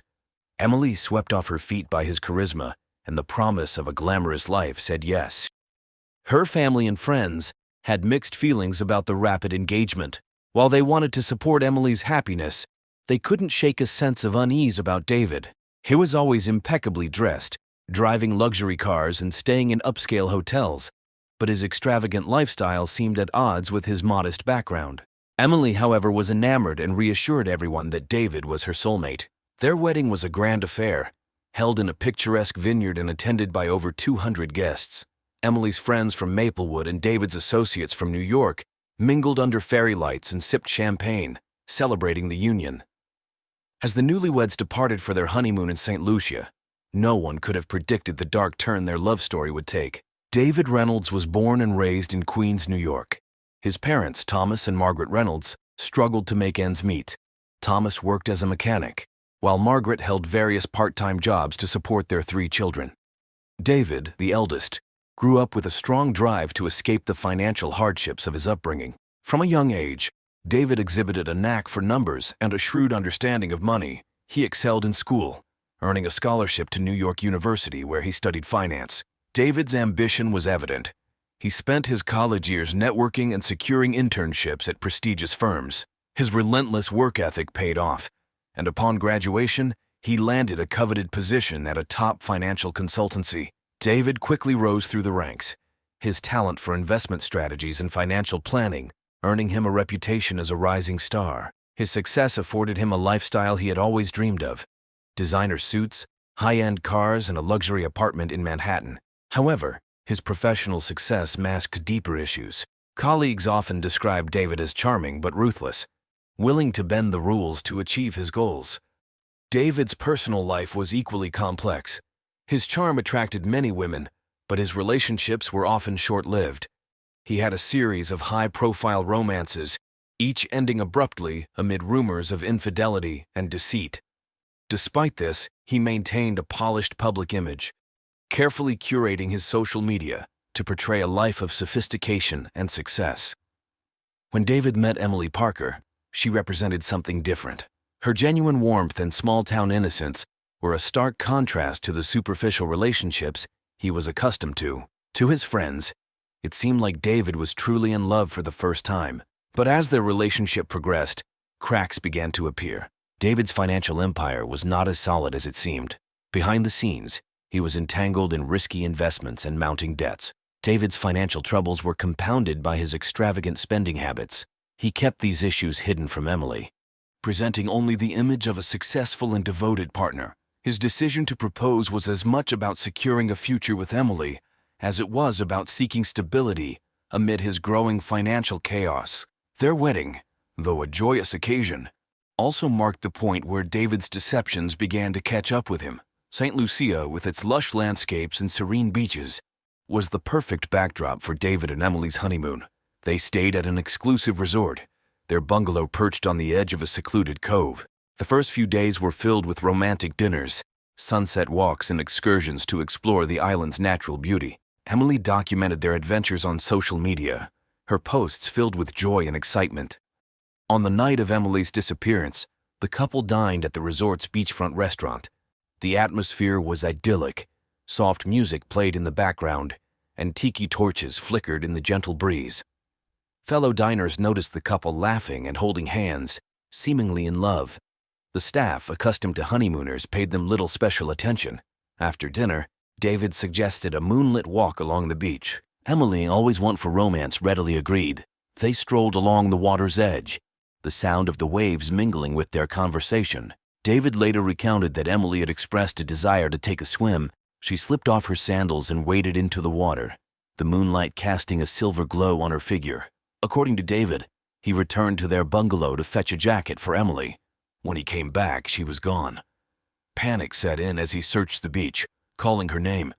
He alerted the resort staff, who joined the search, but Emily was nowhere to be found. David's distress seemed genuine as he spoke with the resort's manager, his voice cracking and hands trembling. The following morning, the local police were notified. They began an immediate investigation, questioning resort staff and guests. Divers searched the waters near the beach, and sniffer dogs were brought in to track any scent that might lead to Emily. Despite their efforts, no clues emerged. The beach was combed for any personal items, but nothing was found. As the hours turned into days, David's behavior began to attract scrutiny. He appeared genuinely distraught, but there were moments when his composure seemed forced. The police noted his meticulous recounting of events, almost as if rehearsed. Resort staff mentioned his insistence on calling his lawyer soon after Emily's disappearance, which struck them as odd. Witnesses provided conflicting accounts. Some recalled seeing the couple arguing earlier in the day, while others described them as affectionate. A few guests reported hearing raised voices from their bungalow the night before Emily vanished. The police were left with a puzzling mix of evidence and testimonies that painted an inconsistent picture of the couple's final hours together. As the investigation stalled, David's narrative was the only story available. His plea for information was broadcast on news networks, his tearful face becoming the public image of a grieving husband. Yet behind the scenes, Detective Hayes was piecing together a different story, one that hinted at a more sinister truth. Detective Hayes arrived at the resort, greeted by the tropical heat and the sight of tourists enjoying their vacations, seemingly unaware of the drama unfolding. His first step was to interview David Reynolds. Sitting across from him in the resort's lounge, Hayes observed David's demeanor carefully. The man seemed genuinely distraught, but there was an underlying tension that the seasoned detective couldn't ignore. David recounted the events of the night Emily disappeared, his voice steady but his eyes betraying a flicker of anxiety.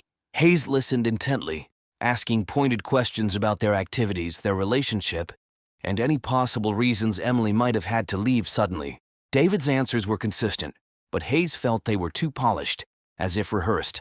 The detective then spoke with the resort staff and other guests. The accounts varied, some aligning with David's story while others contradicted it.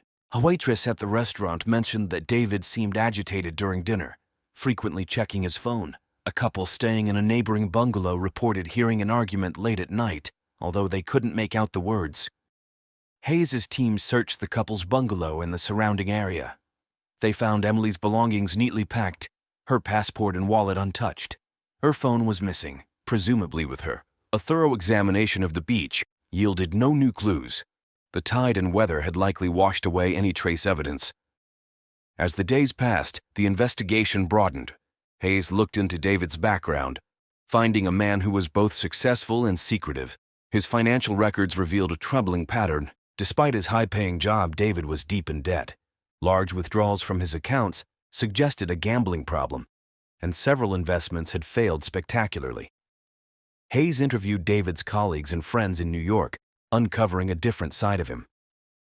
They described David as charming but unreliable, with a penchant for risky ventures and a history of romantic entanglements. One colleague, who requested anonymity, mentioned that David had recently been involved in a scandal at work, hinting at financial misconduct. The detectives' team also analyzed phone records and bank statements, uncovering a web of transactions that pointed to financial distress. Several large transfers had been made to offshore accounts, and David had taken out substantial loans shortly before the wedding. These findings suggested that David was far from the affluent figure he portrayed. As suspicion around David grew, the investigation took a dramatic turn with the discovery of a letter in Emily's handwriting, found hidden in her suitcase.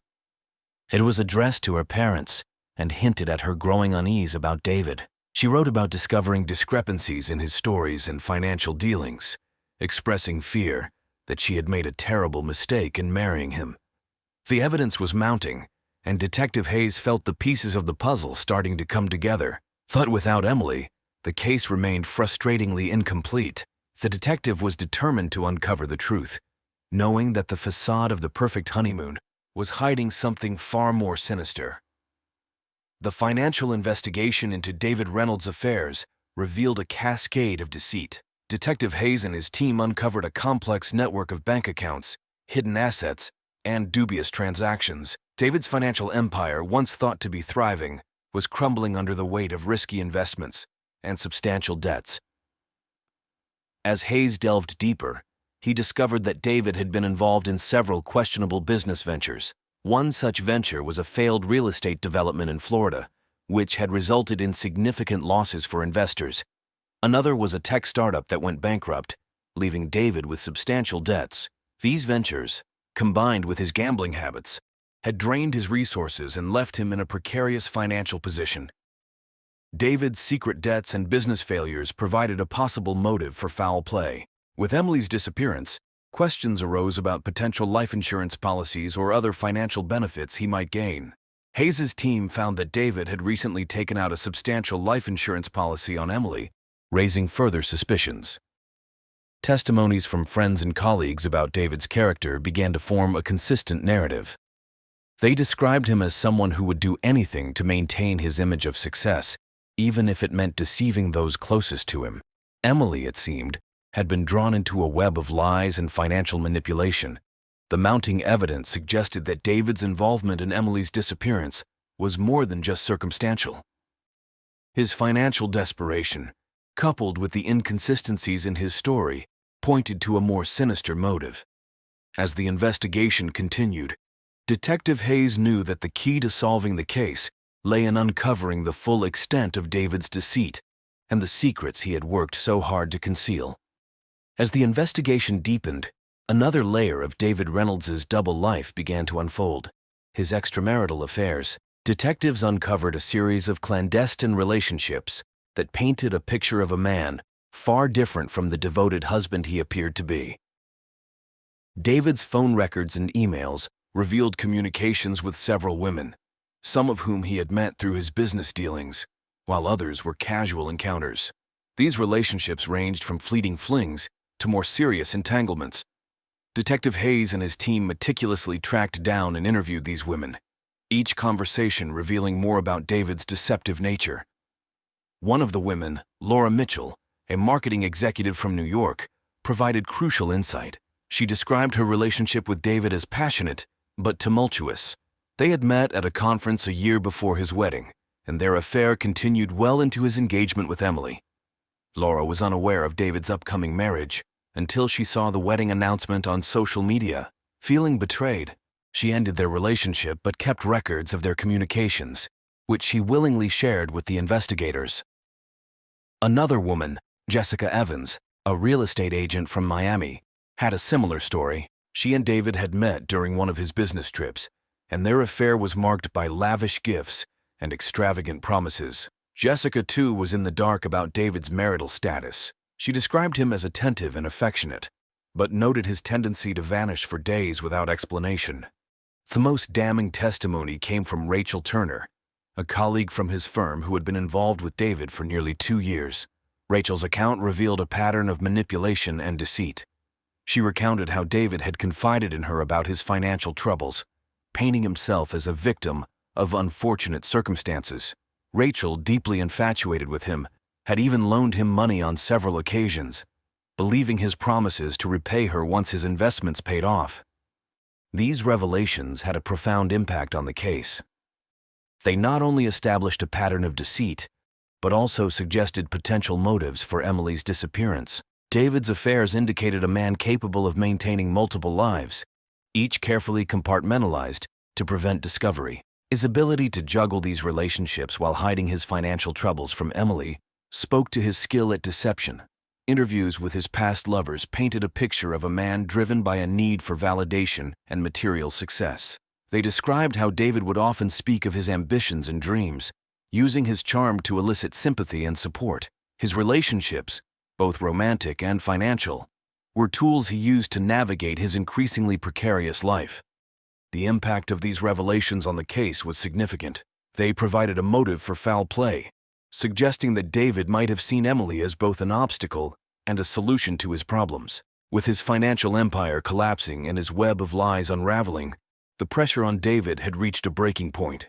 Emily's disappearance, and the subsequent focus on David threatened to expose his entire charade. As Detective Hayes pieced together the evidence, it became clear that the investigation was far from straightforward.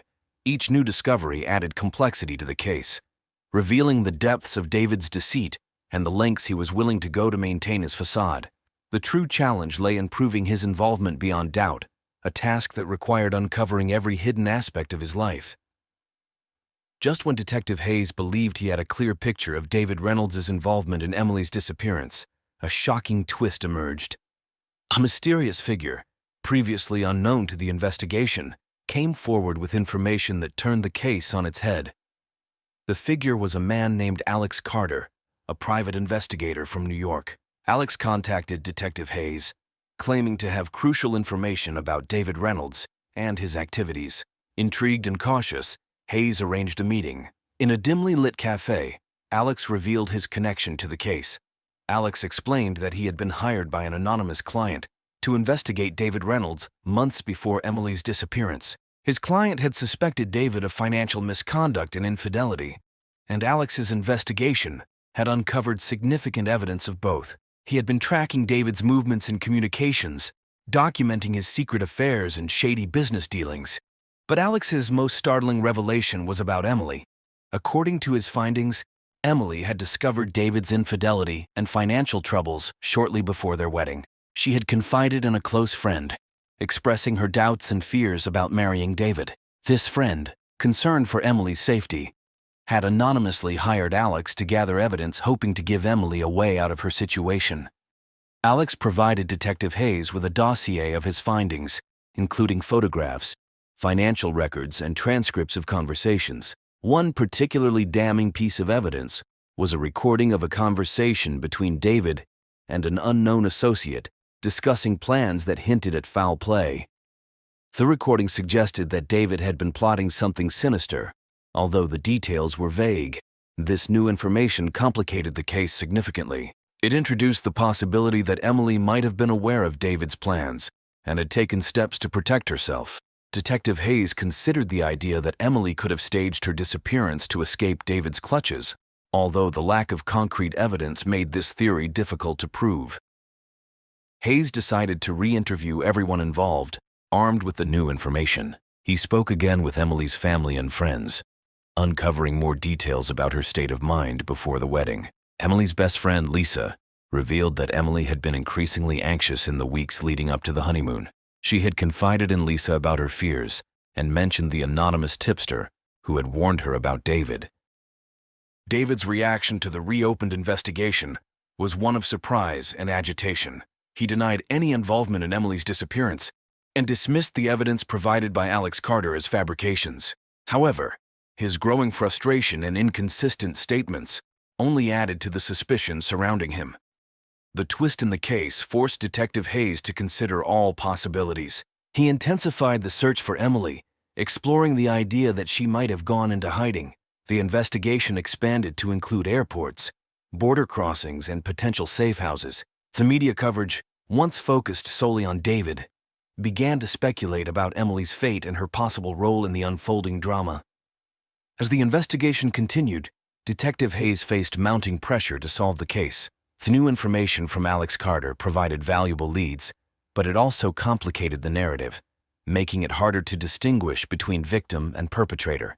Hayes knew that the truth lay somewhere within the tangled web of deceit and betrayal, and he was determined to unravel it. The investigation into Emily Parker's disappearance stretched on for months, with Detective Hayes and his team following every lead, no matter how tenuous. The case had become a national obsession, with the media closely monitoring every development. Public opinion was divided. Some believed David Reynolds was guilty of foul play, while others speculated that Emily had staged her own disappearance to escape a troubled marriage. The breakthrough came unexpectedly. A hiker in a remote part of St. Lucia discovered a makeshift campsite hidden in the dense jungle. Among the belongings were items that matched the descriptions of Emily's possessions, including a distinctive bracelet she was known to wear. The discovery reignited the investigation, with search teams scouring the area for further clues. Eventually, they found Emily. She was alive but severely dehydrated and disoriented. Emily had indeed staged her disappearance, driven by fear and desperation after uncovering David's deceit and feeling trapped in the marriage. She had fled into the jungle, intending to disappear entirely, but the harsh conditions had taken a toll on her health. Emily's rescue brought a mix of relief and outrage. While many were glad she was safe, questions about her actions and the trauma she endured dominated the public discourse. Detective Hayes interviewed Emily extensively, piecing together her story. She described the mounting pressure she felt after discovering David's infidelities and financial troubles. The anonymous tip from Alex Carter had been the final straw, prompting her to take drastic action. David Reynolds was arrested and charged with multiple crimes, including fraud, embezzlement, and conspiracy to commit harm. The evidence provided by Alex Carter, combined with Emily's testimony, built a strong case against him. During the trial, the full extent of David's deceit was laid bare. His financial empire had been a house of cards, supported by lies and illegal activities. The jury found him guilty on all counts, and he was sentenced to 10 years in prison. The aftermath of the case left lasting scars on everyone involved. Emily returned to Maplewood, where she began the long process of healing with the support of her family and friends. She became an advocate for domestic abuse victims, sharing her story to help others in similar situations. The media's fascination with her life eventually faded, but Emily remained a symbol of resilience and survival. Detective Hayes reflected on the case as one of the most challenging of his career. It had been a journey through layers of deception and human frailty, revealing the dark complexities of love, trust, and betrayal. The resolution, while not entirely satisfying, brought a measure of justice and closure to those affected. In the end, the case of Emily Parker's disappearance was a stark reminder that truth can be stranger than fiction, and that beneath the surface of seemingly perfect lives, there can lie a twisted web of secrets waiting to be uncovered.